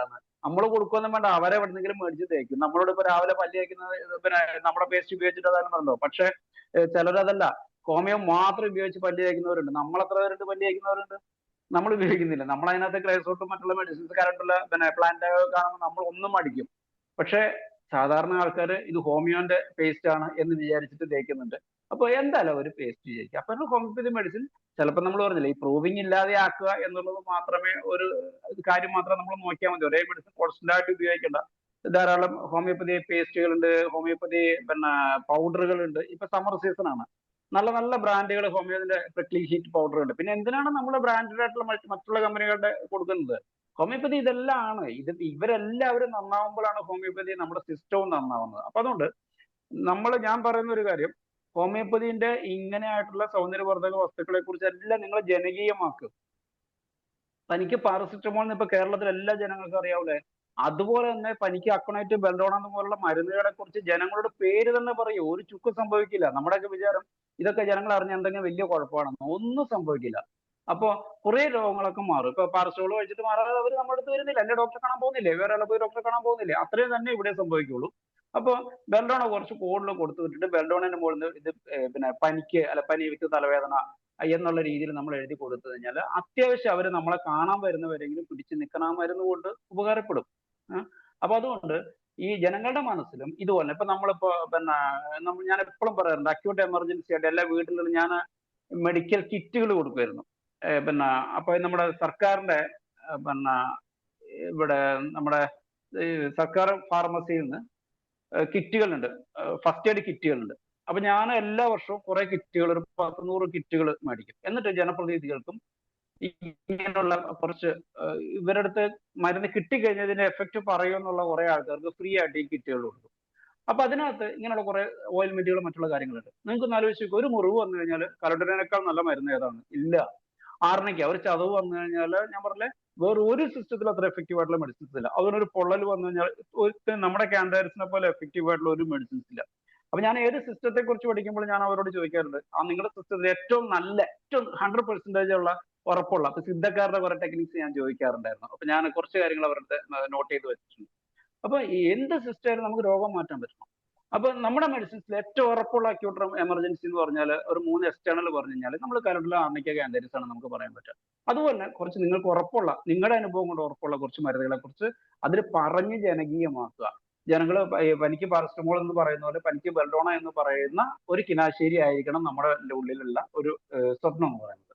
അപ്പൊ ഞാൻ പറഞ്ഞത് ഈ കോൾഡ് ഫുഡ് കഴിച്ചാലുള്ള മെഡിസിൻസിനെ കുറിച്ച് പറഞ്ഞു. അതുപോലെ തന്നെ ഈ diarrhoea in summer after taking cold drinks എന്ന് പറഞ്ഞൊരു റൂബ്രിക് ഉണ്ട്, നിങ്ങൾക്കറിയാലോ. അതിപ്പോ ജ്യൂസസ് ആയിരിക്കും, ഇനി പ്ലെയിൻ വാട്ടർ ആയിക്കോട്ടെ. വെള്ളം കേടായതാണെങ്കിൽ നിങ്ങൾക്കറിയാം ആഴ്സാൽബും കാർബോവജും വെറട്രാൽബും ഒക്കെ വരും. ഇനി അതുപോലെ തന്നെ വെറട്രാൽബ് കേടായ വെള്ളവും ഇപ്പൊ തണ്ണിമത്തങ്ങ ഇപ്പൊ എല്ലായിടത്തും വാട്ടർമെലൺസ് കഴിച്ചിട്ട് കേടായ വാട്ടർമെലണിന് നല്ലൊരു മെഡിസിൻസിനകത്ത് ഒന്ന് സിഞ്ചിബറും ഈ വെറട്രാൽബും ആണ് നല്ല മെഡിസിൻസ് ഉണ്ടാവുക. പിന്നെ നാട്രം സൾഫ് നമ്മൾ സാധാരണ മഴക്കാലത്ത് ഉപയോഗിക്കുന്ന ഒരു മെഡിസിൻ ആണ്. പക്ഷെ ഡയറിയ ഇൻ സമ്മറിന് നാട്രം സൾഫ് നല്ല ഒരു മെഡിസിൻ ആണ്. നക്സ് മോസ്കേറ്റ ഒന്ന് വായിച്ചു നോക്കുക. നക്സ് മോസ്കേറ്റ 3 മാർക്ക് ആയിട്ടുള്ള summer diarrhoea after cold drinks ആണ്. പിന്നെ സാധാരണ ഇതില് സേഫസ്റ്റ് ആയിട്ടുള്ള വെള്ളം എന്ന് പറയുന്നത് നമ്മളിപ്പോ രോഗികളോട് പറഞ്ഞു കൊടുക്കണം, നിങ്ങൾ എന്ത് വെള്ളം കുടിക്കണം എന്ന്. വേനൽക്കാലത്ത് നമ്മൾ ധാരാളം വെള്ളം കുടിക്കാൻ പറയുമ്പോൾ ഏറ്റവും നല്ല വെള്ളവും ഏറ്റവും അസുഖം വരാത്തതായ വെള്ളം എന്ന് പറയാവുന്നത് ഒന്ന് നമ്മുടെ പിന്നെ മോരും വെള്ളം നമുക്ക് കുടിക്കാം. കഞ്ഞിവെള്ളം, ധാരാളം കഞ്ഞിവെള്ളം കുടിക്കാൻ വേണ്ടി രോഗം വന്ന എല്ലാവരോടും നമ്മൾ പറയാവുന്ന ഒരു കാര്യം, കഞ്ഞിവെള്ളം ധാരാളം ചെറിയ ഉപ്പിട്ടിട്ട് കടിക്കുക. ഇനി ഉപ്പിട്ടില്ലെങ്കിലും കുഴപ്പമില്ല, ഉപ്പിടാതെ കുടിക്കാൻ പലർക്കും ഇഷ്ടമില്ലായ്മ നമ്മൾ ധാരാളം പിന്നെ വെള്ളം കുടിക്കാൻ പറയാം. മോര് നല്ലതായിരിക്കണം. മോര് നല്ലതാണെങ്കിൽ മോരും വെള്ളം നല്ല ഒരു സമ്മറിൽ നമ്മളൊരു ദാഹശമനി മാത്രമല്ല ശരീരം റിഫ്രഷ് ചെയ്യാൻ വേണ്ടിയിട്ട് സഹായിക്കുന്നതാണ്. അതുപോലെ തന്നെ ഈ നന്നാറി ഇന്ത്യൻ സരസപ്പേരല എന്ന് പറയുന്നത്, നമ്മുടെ സരസപ്പേരല ഏകദേശം കുറെ ഗുണങ്ങളൊക്കെ കിട്ടും. ഇന്ത്യൻ സരസപ്പേരല എന്ന് പറയുന്ന പിന്നെ ഇത് നറുനീണ്ടി സർബത്ത് കോഴിക്കോടുകാർക്കൊക്കെ ധാരാളം അറിയായിരിക്കും. അവിടെയെല്ലാം നറുനീണ്ടി ഈ സമയമാകുമ്പോൾ ഈ നറുനീണ്ടി കിഴങ്ങായിട്ട് വിൽക്കാൻ കിട്ടും. ഇപ്പൊ നറുനീണ്ടി സർബത്തൊക്കെ ഇഷ്ടംപോലെ പിന്നെ അവൈലബിൾ ആണ്. അപ്പൊ അത് ചേർത്തിട്ടുള്ള വെള്ളം കുടിക്കുന്ന വെച്ചാൽ ഒന്ന് ഈ സമ്മറിൽ വരുന്ന ഒരു ഡിസീസ് നിങ്ങൾക്കറിയാം, യൂറിനറി ട്രാക്ട് ഇൻഫെക്ഷൻ ആണ്. കാരണം നമ്മുടെ വേർപ്പ് അധികവും നമ്മുടെ കുടിക്കുന്ന വെള്ളം മുഴുവൻ വേർപ്പായിട്ട് പോകും. അപ്പൊ മൂത്രത്തിന്റെ അളവ് കുറയും. അപ്പൊ ഇനഫ് ക്വാണ്ടിറ്റി നമ്മൾ വെള്ളം നെറ്റൊക്കെ ഫുള്ള് കാണിക്കുന്നുണ്ട്, പക്ഷെ എന്തുകൊണ്ടോ ഓക്കെ. അപ്പൊ ഇപ്പൊ കേൾക്കാമല്ലോ അല്ലേ? കേൾക്കാം ഡോക്ടറെ. മറ്റേ എന്താണ് സ്ക്രീൻ വീണ്ടും ഇങ്ങനെ ചരിഞ്ഞിരിക്കുകയാണ്. ഇപ്പൊ ആ ഓക്കെ ഓക്കെ ഓക്കെ അല്ലേ? Okay okay. ആ അപ്പൊ അതുപോലെ പിന്നെ രോഗികളായിട്ട് വരുന്ന ആൾക്കാരോട് നമ്മൾ പ്രിഫർ ചെയ്യുന്നത് കരിക്കും വെള്ളം കുടിക്കാൻ പറയുന്നതാണ് കുറച്ചും നല്ലതുണ്ടാവുക. കാരണം കരിക്കും വെള്ളം കുറച്ചുകൂടി സേഫ് ആണ്. പിന്നെ കരിക്കും വെള്ളത്തെ ഏതായാലും ഞാൻ പറയുമ്പോൾ ക്ലാസ് തീരുമൊന്നുമില്ല, അപ്പൊ അതുകൊണ്ട് ഒരു വിശേഷം കൂടെ പറയാം. ഈ കരിക്കും വെള്ളം, നമ്മുടെ നാടൻ കരിക്കും വെള്ളം ഉണ്ടാകുമ്പോഴേ ഞാൻ പറയുന്ന ഒരു കാര്യം എന്ന് വെച്ചാൽ, ഏറ്റവും നമ്മൾ സാധാരണ ഈ കരിക്ക് പറിക്കാൻ വേണ്ടി തമിഴ്നാട്ടിലൊക്കെ ചെറിയ തെങ്ങുകളാണ് ഇരിക്കുക. ഏറ്റവും ഉയരത്തിലുള്ള തെങ്ങിന്റെ വെള്ളമാണ് ഏറ്റവും നല്ലത്. അതെന്താ കാര്യം എന്ന് വെച്ചാൽ ഈ മണ്ണിന്റെ അടിയിലെ മിനറൽസ് ഏറ്റവും മുകളിൽ എത്തുമ്പോഴേക്കുണ്ടല്ലോ ഏറ്റവും അതിന്റെ സൂക്ഷ്മ രൂപത്തിലുള്ള ഏറ്റവും ഭാരം കുറഞ്ഞ മിനറൽസ് മാത്രമുള്ള ഒരു സാധനമാണ് ഏറ്റവും മുകളിലുള്ള കരിക്കിൽ ഉണ്ടാവുക. കരിക്ക് IV കൊടുക്കുമായിരുന്നു. നിങ്ങൾക്ക് എത്ര പേർക്ക് നമ്മുടെ സീനിയർ ഡോക്ടർമാരിൽ കൂടെ ഉണ്ടാകും, അവരാർക്ക് അനുഭവം ഉണ്ടെങ്കിൽ പറയാം. ഞാൻ IV കൊടുത്തിട്ടുണ്ട്. നമ്മുടെ തന്നെ ഒരു ഫോറൻസിക് മെഡിസിൻ കേരള അല്ല മറ്റേ ഇത് നമ്മുടെ തന്നെ practice of medicine Malayali Madhavankutty സാറാന്ന് തോന്നുന്നു എഴുതിയിട്ടുള്ള, അദ്ദേഹം അതിനകത്ത് പറഞ്ഞിട്ടുണ്ട് കോഴിക്കോട് പിന്നെ മെഡിക്കൽ കോളേജിലൊക്കെ കരിക്ക് നേരിട്ട് IV കൊടുക്കുമായിരുന്നു. കാരണം അതിൽ ശുദ്ധമായ വാട്ടർ ഇല്ല എന്നാ പറയാം. കാരണം ഒന്ന് ആലോചിച്ച് നോക്കിയേ, നമ്മൾ ഈ ക്യാൻ ചെയ്ത് മേടിക്കുന്ന ഈ പിന്നെ അവര് പറയുന്ന ആ ഒരു സാധനത്തിനകത്ത് ഈ കണ്ടന്റ് ഒക്കെ ഉണ്ടാവുമോ, അതിനകത്ത് വേറെ കണ്ടാമിനേഷൻ ഉണ്ടാകുമോ എന്നുള്ള കാര്യങ്ങളെ കുറിച്ചിട്ടൊന്നും ഉറപ്പില്ല. പക്ഷെ ഒരു ഫ്രഷ് കരിക്കിൻ ജ്യൂസ് ആണെങ്കിൽ ആ കരിക്കിനകത്ത് വേറെ ഒന്നും ഉണ്ടാവില്ല, ഡയറക്റ്റ് ആയിട്ട് IV കൊടുക്കാന്ന് പറയുന്നത്. ഇപ്പൊ കരിക്കും വെള്ളം പ്രത്യേകിച്ച് ഈ സമ്മർ ഡിസീസിൽ ഉള്ള കണ്ടീഷനകത്ത് മാത്രമല്ല, ദീർഘദൂര യാത്രക്കാരൊക്കെ ഉണ്ടെങ്കിൽ കരിക്കും വെള്ളം കഴിച്ചുകൊണ്ടേ ഇരിക്കുക. അപ്പൊ ഞാനൊക്കെ ചെയ്യുന്ന ഒരു കാര്യം എന്ന് വെച്ചാൽ ഒപ്പിന്ന് വരുന്ന ദിവസം എന്നും ഒരു കരിക്കും വെള്ളം, കാരണം നമ്മുടെ ശരീരത്തിന് വേണ്ടിയിട്ട് നമ്മൾ ഒരു കരിക്ക് ദിവസവും കുടിക്കുന്നത് ഒരു ശീലം സമ്മറിലായി കഴിഞ്ഞാൽ നല്ല മിനറൽസ് ആവശ്യമുള്ള സാധനങ്ങളെല്ലാം കിട്ടും, ശരീരത്തിന് നല്ലൊരു റിഫ്രഷിങ് ആയിരിക്കും. അപ്പൊ അതുകൊണ്ട് അങ്ങനെയുള്ള ശീലങ്ങളൊക്കെ നല്ലതാണ്. രോഗികളോടായാലും ഞാൻ പറഞ്ഞാൽ നല്ല സംഭാരം നറുനീണ്ടി വേണം ഉപയോഗിക്കാം, കഞ്ഞിവെള്ളം ഉപയോഗിക്കാം, കരിക്കും വെള്ളം ഉപയോഗിക്കാം എന്നുള്ള കാര്യങ്ങളൊക്കെ ഒന്ന് മനസ്സിലുണ്ടാവുക. നമ്മൾ രോഗികളോട് രോഗം വന്നതിന് ശേഷമുള്ള ചികിത്സ മാത്രമല്ല, രോഗം വരാതിരിക്കാനും അത് എങ്ങനെ ആരോഗ്യത്തോടുകൂടി മെയിൻറ്റെയിൻ ചെയ്യാൻ പറ്റും എന്നുള്ള രീതിയിലാണ്. അല്ലാണ്ട് നമുക്ക് പൈസ ഉണ്ടാക്കുക എന്നുള്ളത് മാത്രമായിരിക്കരുത് ലക്ഷ്യം. നമ്മുടെ ഏറ്റവും പ്രധാനപ്പെട്ട ലക്ഷ്യം രോഗികളുടെ നന്മയ്ക്ക് വേണ്ടിയിട്ടായിരിക്കണം. ഇന്ന് ഞാൻ ഒരു കാര്യം പറയട്ടെ. ഇന്ന് ഞാൻ IFPH ക്ലാസ് എടുക്കാന്ന് പറഞ്ഞുകൊണ്ട് ഞാൻ ബോധപൂർവമല്ല, ഞാൻ ഒരു സംഘടനയുടെ ഗ്രൂപ്പിൽ പിന്നെ IFPH ക്ലാസ് എടുക്കുന്നു എന്നുള്ള വിവരം ഞാൻ ഇട്ടിരുന്നു. അപ്പൊ ഉടനെ ഒരു അരമണിക്കൂർ കഴിഞ്ഞപ്പോൾ അവരുടെ പിന്നെ അഡ്മിൻ എന്നെ വിളിച്ചിട്ട് പറഞ്ഞു ഇത് റിമൂവ് ചെയ്യണം, ഇത് സംഘടനാ പോളിസിക്ക് എതിരാണ് എന്ന് പറഞ്ഞു. അപ്പൊ ഞാൻ പറഞ്ഞു ഞാൻ റിമൂവ് ചെയ്യില്ല, നിങ്ങൾ റിമൂവ് ചെയ്തോ. പറഞ്ഞു അതല്ല ഞങ്ങളുടെ സംഘടനാ പോളിസിക്ക് വിപരീതമാണെന്ന് പറഞ്ഞു. അപ്പൊ ഞാൻ പറഞ്ഞു നിങ്ങളുടെ പോളിസിക്കാണ് വിപരീതം, എന്റെ പോളിസിക്ക് വിപരീതമല്ല. കാരണം നിങ്ങൾ വേണമെങ്കിൽ എന്റെ ക്ലാസ് കേട്ട് നോക്കും, ഞാൻ ഹോമിയോപ്പതിയെ കുറിച്ചല്ലാതെ നിങ്ങളുടെ സംഘടനയെ കുറിച്ചോ നിങ്ങളുടെ രാഷ്ട്രീയത്തെ കുറിച്ചോ നിങ്ങളുടെ മതത്തെ കുറിച്ചോ ഒന്നും ഞാൻ പറയുന്നില്ല. ഒൺലി അബൌട്ട് എന്റെ മതം ഹോമിയോപ്പതിയാണ്.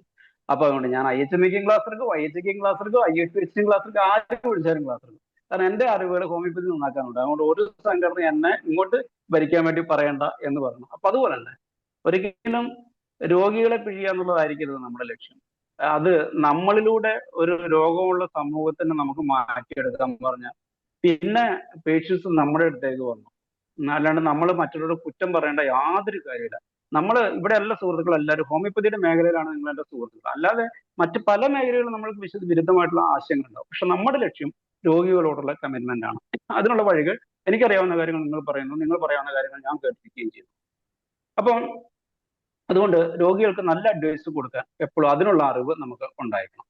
ഇപ്പം ഞാൻ നേരത്തെ പറഞ്ഞതുപോലെ നമ്മൾ ഈ ഓരോ കണ്ടീഷൻസ് വരുമ്പോഴും നമ്മൾ പിന്നെ അതിനകത്ത് ഏതൊക്കെ മരുന്നുകൾ നമുക്ക് ഉപകാരപ്പെടും എന്നുള്ളതിനെ കുറിച്ചൊരു ധാരണയാണ്.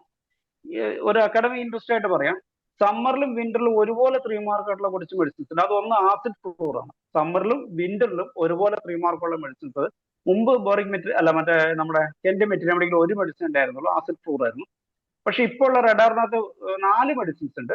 Acid fluor, bryonia, camphor, pulsatilla. ഇത് രണ്ടും ഈ 2 കണ്ടീഷനകത്ത് 3 മാർക്കുള്ള 2 ക്ലൈമറ്റിന് 3 മാർക്കുള്ള മെഡിസിൻസ് ആണ്. ഇനി സമ്മറിൽ എന്താണ് സംഭവിക്കുന്നുള്ളത് നമ്മുടെ ഫിസിക്സ് നമ്മളൊന്ന് ആലോചിച്ച് നോക്കണം. നമ്മൾ അങ്ങനെയൊക്കെ ചിന്തിക്കണം. കാരണം സയന്റിഫിക് വേ ഓഫ് തിങ്കിങ് ഒരു പ്രധാനമാണ്. നമ്മൾ അൺസയന്റിഫിക് അല്ല എന്ന് നമുക്ക് തന്നെ ബോധ്യപ്പെടാൻ പറ്റും. അപ്പൊ സമ്മറിൽ ഏതൊക്കെ രീതിയിലുള്ള അന്തരീക്ഷ വ്യത്യാസങ്ങളാണ്? ചൂടാണ് നമുക്കറിയാം. ചൂടിനകത്ത് നമുക്കറിയാം 3 രീതിയിലാണ് ചൂട് ട്രാൻസ്മിറ്റ് ചെയ്യുക. Conduction, convection, radiation. നമ്മൾ പണ്ട് പഠിച്ചത് ഓർമ്മയുണ്ടല്ലോ. അപ്പൊ സത്യം പറഞ്ഞാൽ ആലോചിക്കുന്നത് നമ്മുടെ മെഡിസിൻസ് വരെ ഡീവിയേറ്റ് ചെയ്തിരിക്കുന്നത്, നമ്മുടെ ഡിവിഷൻ ചെയ്തിരിക്കുന്ന ഈ കണ്ടക്ഷൻ, കൺവെക്ഷൻ, റേഡിയേഷൻ എന്നുള്ള 3 രീതിയിലുള്ള താപ സംക്രമണത്തിന് 3 രീതിയിലുള്ള മെഡിസിൻസ് ആണ് നമുക്ക് ഉണ്ടാവുക. ഇപ്പൊ കണ്ടക്ഷൻ ആയിട്ടുള്ള നേരിട്ടുള്ള ഹീറ്റ് അടിക്കുന്ന സാഹചര്യങ്ങളിലൊക്കെയാണ് ബ്രയോണി ആന്റിക്രൂഡ്. കൺവെക്ഷൻ എന്ന് പറഞ്ഞാൽ നമ്മൾ പറഞ്ഞില്ല, അന്തരീക്ഷത്തിലൂടെയുള്ള ഗ്യാസിലൂടെയുള്ള ചൂട് താപം വരുന്നതിനാണ് കൺവെക്ഷൻ എന്ന് പറയാം.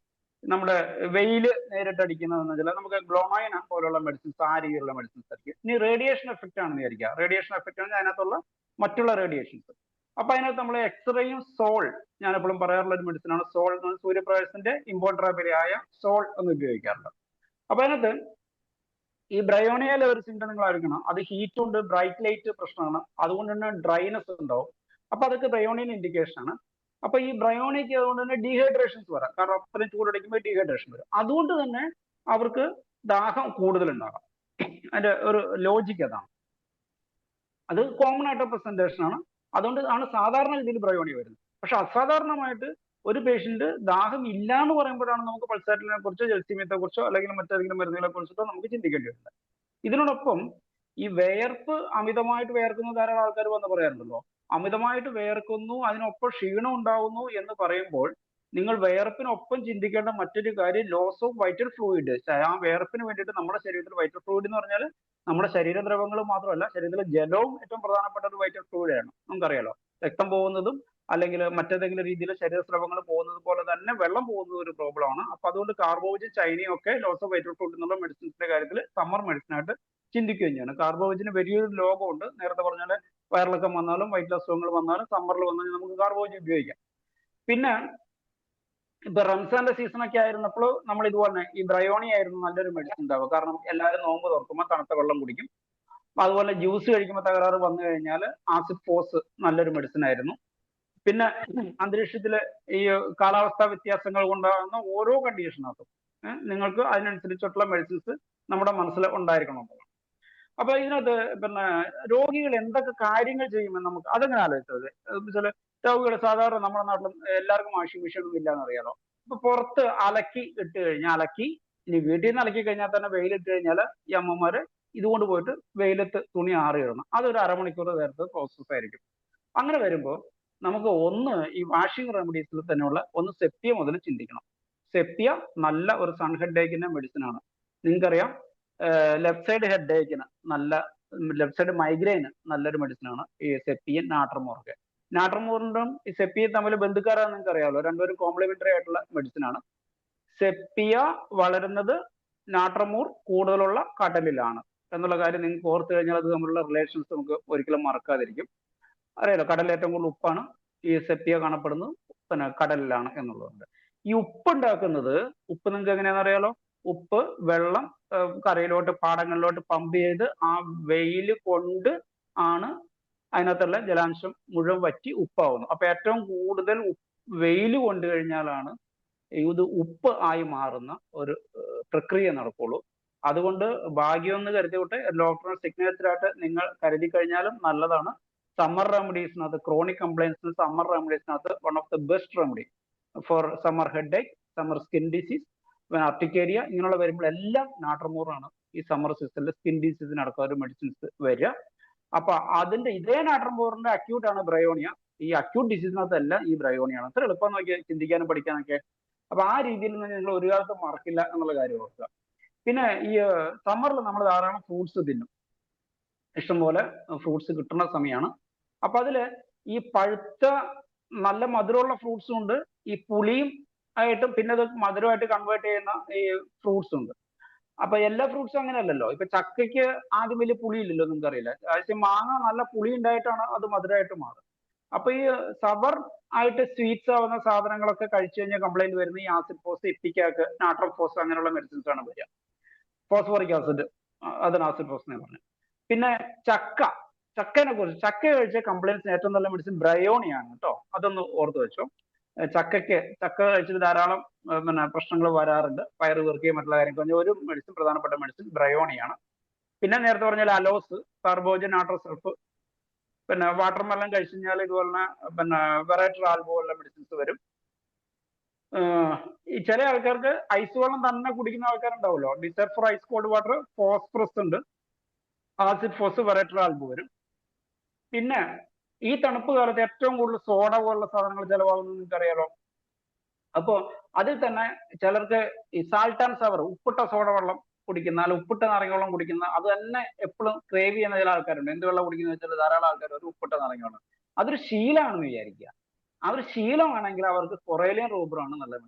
ഫോസ്ഫറസും പിന്നെ നാട്രമൂറൊക്കെ പറ്റും. കൊറേലിയൻ റൂബറാണ് ഈ ഉപ്പിട്ട നാരങ്ങ വെള്ളം, ഉപ്പിട്ട സോഡ ഒക്കെ കുടിക്കുന്ന ആൾക്കാർക്ക്. പിന്നെ അതേസമയം ഈ മധുരമുള്ളതാ വേണ്ടെന്ന് വിചാരിക്കുക, മധുരമുള്ള സോഡ കുടിക്കുന്ന ആൾക്കാരെന്ന് വിചാരിക്കുക. ഇതൊക്കെ പുസ്തകത്തിലുള്ളത് തന്നെയാണ്. അത് സൾഫറാണ് മരുന്ന്. ഇതൊക്കെ റെപ്പർട്ടറിയിൽ ഉണ്ട്, റഡാറിന്റെ റെപ്പർട്ടറിയിൽ നോക്കിയാൽ നമുക്ക് മനസ്സിലാവും. പിന്നെ ഡിസേഴ്സ് സോഡ മാത്രമുള്ള ഒരൊറ്റ മെഡിസിൻ ഉള്ളൂ. അത് ഇപ്പൊ ന്യൂ ജനറേഷൻ മെഡിസിൻ ആണ്, ചോക്ലേറ്റം. അത് നിങ്ങൾ എത്ര പേര് ഉപയോഗിച്ചിട്ടുണ്ടെന്ന് അറിയില്ല. ഇപ്പൊ ഞാൻ കുറെ മെഡിസിൻസ്, ന്യൂ മെഡിസിൻസ് ഞാൻ മേടിച്ചിട്ടുണ്ട്. കാരണം കാലഘട്ടം മാറുന്നതിനനുസരിച്ച് ചില മെഡിസിൻസ് മേടിക്കേണ്ടി വരും. അങ്ങനെ മേടിച്ച ഒരു മെഡിസിനാണ് ചോക്ലേറ്റം. ചോക്ലേറ്റിനകത്ത് ഒരു സിംറ്റം ഈ ആധുനിക ജനറേഷൻ സിംറ്റംസ് ആണ്. ഒന്ന് ഡിസൈഡ് സോഡ ആൻഡ് നമ്മൾ ഈ കാർബണേറ്റഡ് വാട്ടർ എന്നൊക്കെ പറയില്ലേ, ഈ എന്ന് വെച്ച് കഴിഞ്ഞാൽ പെപ്സി, കൊക്കോകോള ഒക്കെ പറഞ്ഞാൽ ഈ കാർബൺ അടങ്ങിയിട്ടുള്ള, കാർബൺ ഡയോക്സൈഡ് അടങ്ങിയിട്ടുള്ള അങ്ങനെയുള്ള സാധനങ്ങൾ. അപ്പൊ അതുള്ള സാധനത്തിനകത്ത് പിന്നെ മറ്റു രണ്ട് മെഡിസിൻ ആസിഡ് ഫോസും ഫോസ്ഫറസും ആണ്. ഈ ചോക്ലേറ്റും നമ്മൾ ക്രേവിങ് ഫോർ സ്വീറ്റ്സിന് നമ്മൾ സാധാരണ പെട്ടെന്ന് നമ്മൾ അർജന്റൈട്രിക്കും അല്ല സൾഫർ, കാൽക്കരി, കാർബൊക്കെയാണ് ഇപ്പൊ നമ്മൾ കൊടുത്തുകൊണ്ടിരിക്കുന്നത്. പക്ഷെ ഇപ്പോഴത്തെ കുട്ടികളിൽ ഈ ക്രേവിങ് ഫോർ സ്വീറ്റ്സ് അല്ല, ക്രേവിങ് ഫോർ ചോക്ലേറ്റ്സ് ആണ്. അപ്പൊ അത് മനസ്സിലാക്കുക. ചോക്ലേറ്റ്സിനെ കുറിച്ച് പഠിച്ചു കഴിഞ്ഞാൽ ധാരാളം, കാരണം ചോക്ലേറ്റ്സ് ഇമ്മേ കൊടുത്തു കഴിഞ്ഞാൽ വിതിൻ മിനിറ്റ്സ് കൊണ്ട് കുട്ടികളുടെ സ്വഭാവം മാറും. അത് നിങ്ങൾ തന്നെ കുഞ്ഞുമക്കളുള്ള അമ്മമാരും കൂടെ ഉണ്ടല്ലോ. അപ്പൊ അവരുടെ ആ കുഞ്ഞുമക്കൾക്ക് ചോക്ലേറ്റ് കൊടുത്തു കഴിഞ്ഞാൽ നിങ്ങൾ ശ്രദ്ധിച്ചാൽ മതി, അരമണിക്കൂറിന്റെ ഉള്ളിൽ, വിതിൻ ഒരു 15 മിനിറ്റ് കഴിയുമ്പോൾ ഈ കുട്ടികൾ ഇങ്ങനെ പരക്കം പാഞ്ഞ് കളിയായിരിക്കും. നമ്മുടെ എനർജി ലെവൽ പെട്ടെന്ന് കൂടും. അത് ഈവൻ ADHDക്ക് നമ്മൾ ഈ ചോക്ലേറ്റും പറ്റും. അപ്പൊ ഒരു ഹൈപ്പർ ആയിട്ടുള്ള ആക്ടിവിറ്റീസ് വരും ഈ ചോക്ലേറ്റ് കൊടുത്തു കഴിഞ്ഞാൽ. ഇതിങ്ങനെ ശീലമായി കഴിഞ്ഞാൽ നമ്മൾ, എൻ്റെ കൂടെ ഒരു മലേഷ്യ ഒരു യാത്രയിൽ അവിടെ ഒരു പിന്നെ ഒരു എന്താണ് ഗൈഡിന്റെ വളരെ മെലിഞ്ഞൊരു കുട്ടി, വളരെ നോൺ സ്റ്റോപ്പ് സംസാരം, ഭയങ്കര എനർജിയാണ്. അപ്പൊ ഇതെങ്ങനെ ഈ പിന്നെ ഇത്രയും ദിവസങ്ങൾ എനർജി ഇവിടെ ഇങ്ങനെ നിലനിർത്തും? എന്നാൽ വലിയ കാര്യമായിട്ട് ഭക്ഷണമൊന്നും കഴിക്കുന്നില്ല. അപ്പൊ ഈ കുട്ടി പറഞ്ഞൊരു കാര്യമാണ്, സാറേ ഞാൻ ഇങ്ങനെ ചോക്ലേറ്റ്സ് കഴിച്ചുകൊണ്ടിരിക്കും, ചോക്ലേറ്റ്സ് ആണ് അവരുടെ ഇഷ്ട ഭക്ഷണം. ഓരോ പിന്നെ ഒരു അരമണിക്കൂർ ചോക്ലേറ്റ്സ് ബാഗിനകത്തിട്ടോ എടുത്തിട്ട് കഴിക്കുന്നു. അത് പുസ്തകത്തിലൊക്കെ പറഞ്ഞിട്ടുള്ള കാര്യമാണ്. അപ്പൊ ഇങ്ങനെ ഹൈപ്പർ ആക്ടിവിറ്റി ഉണ്ടാവും. അപ്പൊ അതുപോലെ തന്നെ ഇങ്ങനെയുള്ള ഈ ന്യൂ ജനറേഷൻ തോട്ട്സിന് നല്ല മെഡിസിൻസ് ഒന്നാണ് ചോക്ലേറ്റ്. അതുപോലെ തന്നെ ഇപ്പൊ മൊബൈൽ അഡിക്ഷൻസ് നിങ്ങൾക്ക് അറിയാലോ. മൊബൈലിന്റെ ഇപ്പൊ പിന്നെ മൊബൈൽ റേഡിയേഷൻ 30 എന്നൊക്കെ പറഞ്ഞ മെഡിസിൻ അവൈലബിൾ ആണ്. പിന്നെ വെറും മണ്ടത്തരാണെന്ന് വിചാരിക്കേണ്ട. ഇമ്പോണ്ടറാബിലകളെ നിങ്ങൾ വിശ്വസിക്കുന്നുണ്ടെങ്കിൽ അതിനകത്ത് ഒരു ഫോണിന്റെ റേഡിയേഷൻ അല്ല, ഏകദേശം 38-40 ഫോൺ വ്യത്യസ്ത ഫോണുകളുടെ റേഡിയേഷൻസ് കൊണ്ട് സാച്ചുറേറ്റ് ചെയ്ത പിന്നെ മെഡിസിൻ കൊണ്ടാണ് ആ ഒരു മരുന്ന് ഉണ്ടാക്കുന്നത്. നിങ്ങൾക്ക് ഇമ്പോർട്ടറാബിലസ് ഇലക്ട്രിസിറ്റി, നമ്മുടെ ഇമ്പോർട്ടറാബിലാണ് മാഗ്നറ്റിസ്, പിന്നെ പോളിസും മറ്റുള്ള അങ്ങനെയുള്ള കുറെ മാഗ്നറ്റിസ് ആംബോ എന്നൊക്കെ പറഞ്ഞിട്ട് നമുക്ക് മെഡിസിൻസ് ഉണ്ട്. അതുപോലെ തന്നെ എക്സ്റേ, നമ്മുടെ മെഡിസിൻ എക്സ്റേ നമുക്ക് പിന്നെ പ്ലേറ്റൽ കൗണ്ട് കൂടാൻ മാജിക്കൽ റെമഡി ആണെന്ന് നിങ്ങൾക്കറിയാം. പ്ലേറ്റൽ കൗണ്ട് മാത്രമല്ല പല ബ്ലഡ് ഡിസ്ക്ലേഷ്യേഴ്സിന് നമുക്ക് എക്സ്റേ നമ്മൾ ഉപയോഗിക്കാറുണ്ട്. സോൾ, ഞാൻ പറഞ്ഞില്ലേ സമ്മർ റെമഡീസിൽ എന്റെ കിങ് റെമഡീസ് എന്ന് പറഞ്ഞാൽ നാട്രം കാർബും പിന്നെ ഇത് സോളുമാണ് ഞാൻ ഏറ്റവും കൂടുതൽ ഉപയോഗിക്കുന്നത്. സമ്മർ അതെന്തായാലും അതാണ് ഞാൻ പിന്നെ കാണാതെ പഠിക്കുന്ന വീണ്ടും വീണ്ടും പഠിക്കുന്ന ഒരു കാര്യം. കാരണം അതിനകത്ത് എന്തെങ്കിലും ഇൻഡിക്കേഷൻ അത് കൊടുക്കുന്നു, അത് ആ പ്രശ്നങ്ങൾ ഇങ്ങ് മാറുന്നു എന്നുള്ളതാണ്. അപ്പൊ അതുപോലെ തന്നെ നമ്മൾ കരുതേണ്ട ഒരു സാധനമാണ് ഈ മൊബൈൽ റേഡിയേഷൻ എന്ന് പറയുന്നത്. ഇപ്പൊ എനിക്ക് തോന്നുന്നത് എനിക്ക് പെട്ടെന്ന് കിട്ടിയത് ഫാദർ മുള്ളേഴ്സിനും സെന്റ് ജോർജിനും ഉണ്ടെന്ന് തോന്നുന്നു. മറ്റു ഫാർമസികൾക്കും ഉണ്ടാകാം. അപ്പൊ അത് മേടിച്ച് ക്ലിനിക്കിൽ വെക്കുക. കാരണം ഫോൺ അഡിക്ഷനും bad effects of mobile usage എന്നുള്ളത് ഇനി എന്തൊക്കെയാ ബാഡ് എഫക്ട്സ് എന്നൊന്നും നമുക്ക് ഇപ്പൊ അറിയില്ല. കാരണം ഇത് ഈ മൊബൈൽ വിൽപ്പന ധാരാളം നടക്കേണ്ടത് ഇപ്പൊ വലിയ വലിയ കമ്പനികളുടെ ആവശ്യമായതുകൊണ്ട് ഇതിനെക്കുറിച്ചുള്ള തകരാറുകളൊന്നും ഇപ്പൊ നമ്മൾ അറിയില്ല. ഇതിന്റെ തകരാറ് കൊണ്ട് ഒരു തലമുറ നശിക്കാറാകുന്നു എന്നൊരു ചിന്ത വരുമ്പോഴാണ് ഇതിന്റെ ആഫ്റ്റർ എഫക്ട്സിനെ കുറിച്ച് നമ്മളൊന്ന് ആലോചിച്ച്. പ്ലാസ്റ്റിക്സ് ഒരു 40 കൊല്ലം മുമ്പ് ഈ പ്ലാസ്റ്റിക്കുകൾ വളരെ വിരളമായിരുന്നു. ഏറ്റവും കൂടുതൽ മനുഷ്യർ ഉപകാരപ്പെടുന്ന ഒന്നായിട്ടാണ് പ്ലാസ്റ്റിക്കിനെ നമ്മളൊക്കെ പഠിച്ചുകൊണ്ടിരുന്നത്, ഉപയോഗിച്ചുകൊണ്ടിരുന്നത്. ഓരോ സാധനങ്ങൾ മേടിക്കുമ്പോൾ ഓരോ കവറുന്നുണ്ട്. ഇപ്പൊ എന്താണ്, അത് ഓവർ സാച്ചുറേറ്റഡ് ആയി അത് ആരോഗ്യത്തിന് വലിയ പ്രശ്നമാകുന്നു. ഗർഭപാത്രത്തിൽ വരെ, പിന്നെ കുഞ്ഞിന്റെ അമ്നിയോട്ടിക് ഫ്ലൂയിഡിലും അല്ലെങ്കിൽ മുലപ്പാൽ വരെ പ്ലാസ്റ്റിക് കാണപ്പെടുന്നു എന്നുള്ള ഒരു ചിന്ത വരുന്ന ഒരു അവസ്ഥ എത്തിക്കഴിഞ്ഞപ്പോഴാണ് ഈ പ്ലാസ്റ്റിക് നിരോധിക്കേണ്ട ഒരു സ്ഥിതിനെ കുറിച്ച് ചിന്തിക്കുന്നത്. അന്ന് പറയുന്നത് പോലെ ആണ് നമ്മൾ ഈ മൊബൈൽ റേഡിയേഷൻ. ഇതുകൊണ്ടുള്ള കോൺസിക്വൻസ് എന്തായാലും ഏറെ താമസിയാതെ സെൻസിറ്റീവായ ആൾക്കാരിൽ, എല്ലാവർക്കും ഒന്നും വരുന്നില്ല, സെൻസിറ്റീവായ ആൾക്കാരിൽ വരും. ഈ സെൻസിറ്റീവായ ആൾക്കാരിൽ വരും എന്ന് പറഞ്ഞു കഴിഞ്ഞാൽ അത് മനസ്സിലാക്കേണ്ടതുണ്ട്. തലവണന്റെ കീഴിൽ മൊബൈൽ വെച്ച് ഉറങ്ങിക്കഴിഞ്ഞാൽ ഒരു കുഴപ്പമില്ലാത്ത ആൾക്കാരുണ്ട്. പക്ഷെ എനിക്ക് തലവണന്റെ അടിയിൽ, നിങ്ങൾക്ക് പലർക്കും, നിങ്ങളെ പോലെ ഡോക്ടർമാർക്ക്, ഹോമിയോ ഡോക്ടർമാർ വെച്ച് നോക്കി അറിയാം, തലവണ വെച്ചാൽ നിങ്ങൾക്ക് അന്ന് ഡ്രീംസ് കൊണ്ട് നിങ്ങൾ ഫുള്ളി ഡിസ്റ്റർബ്ഡ് ആയിരിക്കും. അപ്പൊ എന്താണ്, സെൻസിറ്റീവ് ആയ ആൾക്കാർക്ക് ഇത് സെൻസിറ്റീവ് ആണ്. അപ്പൊ വല്ലാതെ അഡിക്ഷനും ഒക്കെ വരുന്ന ചില കണ്ടീഷനകത്ത് ഒരു പക്ഷേ നിങ്ങൾക്ക് ഈ മൊബൈൽ ഫോൺ റേഡിയേഷൻ എന്ന മെഡിസിൻസ് നിങ്ങൾക്ക് സഹായകരമായിരിക്കും. ഇനി അതുപോലെ നമ്മൾ ഈ പല കണ്ടീഷൻസും നമ്മൾ രോഗികളോട് ചോദിക്കണം. കാരണം അത് എന്നാലേ നമുക്ക് ചില കേസുകൾ നമുക്ക് ഇത് കിട്ടുള്ളൂ. കാരണം ഈ സമ്മർ ആകുമ്പോൾ മറ്റ് റീസൺസ് ഒന്നും ഇല്ലെങ്കിൽ മാത്രം നമ്മൾ സമ്മറിനെ ബേസ് എടുത്തിട്ട് പിന്നെ നമുക്ക് മെഡിസിൻസ് കൊടുക്കാൻ പറ്റും. ഇപ്പൊ sciatica in summer alternate with cough in winter, നിങ്ങൾ അറിയാവുന്ന ഒരു സിംറ്റമാണ്. അപ്പൊ സയാറ്റിക്ക വരുമ്പോൾ നമ്മുടെ അടുത്ത്, അപ്പൊ നമ്മൾ സയാറ്റിക്കന്റെ മെഡിസിൻ നമ്മൾ ആദ്യം ചിന്തിക്കുക. അപ്പൊ നമ്മൾ ഈ ഒരു ചോദ്യം ചോദിച്ചാൽ മാത്രം, ഇത് വേനൽക്കാലത്ത് മാത്രമാണ് വരുന്നത്. ഈ വേനൽക്കാലത്ത് വരുമ്പോൾ രണ്ട് കാര്യങ്ങൾ ചിന്തിക്കണം. ഒന്ന്, ഇപ്പൊ നിങ്ങൾ വേനൽക്കാലത്ത് എന്തിനാണ് ഈ രോഗി വന്നത്, അത് എന്ത് കണ്ടീഷൻ. ഇപ്പൊ മഴക്കാലത്ത് വന്നാലും ശരി. ഇപ്പൊ ഞാൻ ഒരു ഉദാഹരണം ഞാൻ പറയാം. ഒരു വാർഡ് കൊണ്ട് ഒരു കുട്ടി മഴക്കാലത്ത് വന്നു കഴിഞ്ഞാൽ ഞാൻ ചോദിക്കും, ഇപ്പൊ എന്തിനാണ് മഴക്കാലത്ത്, എത്ര കാലമായി തുടങ്ങിയിട്ട് 2 കൊല്ലമായി, പിന്നെ എന്തിനാണ് ഇപ്പൊ വന്നത്?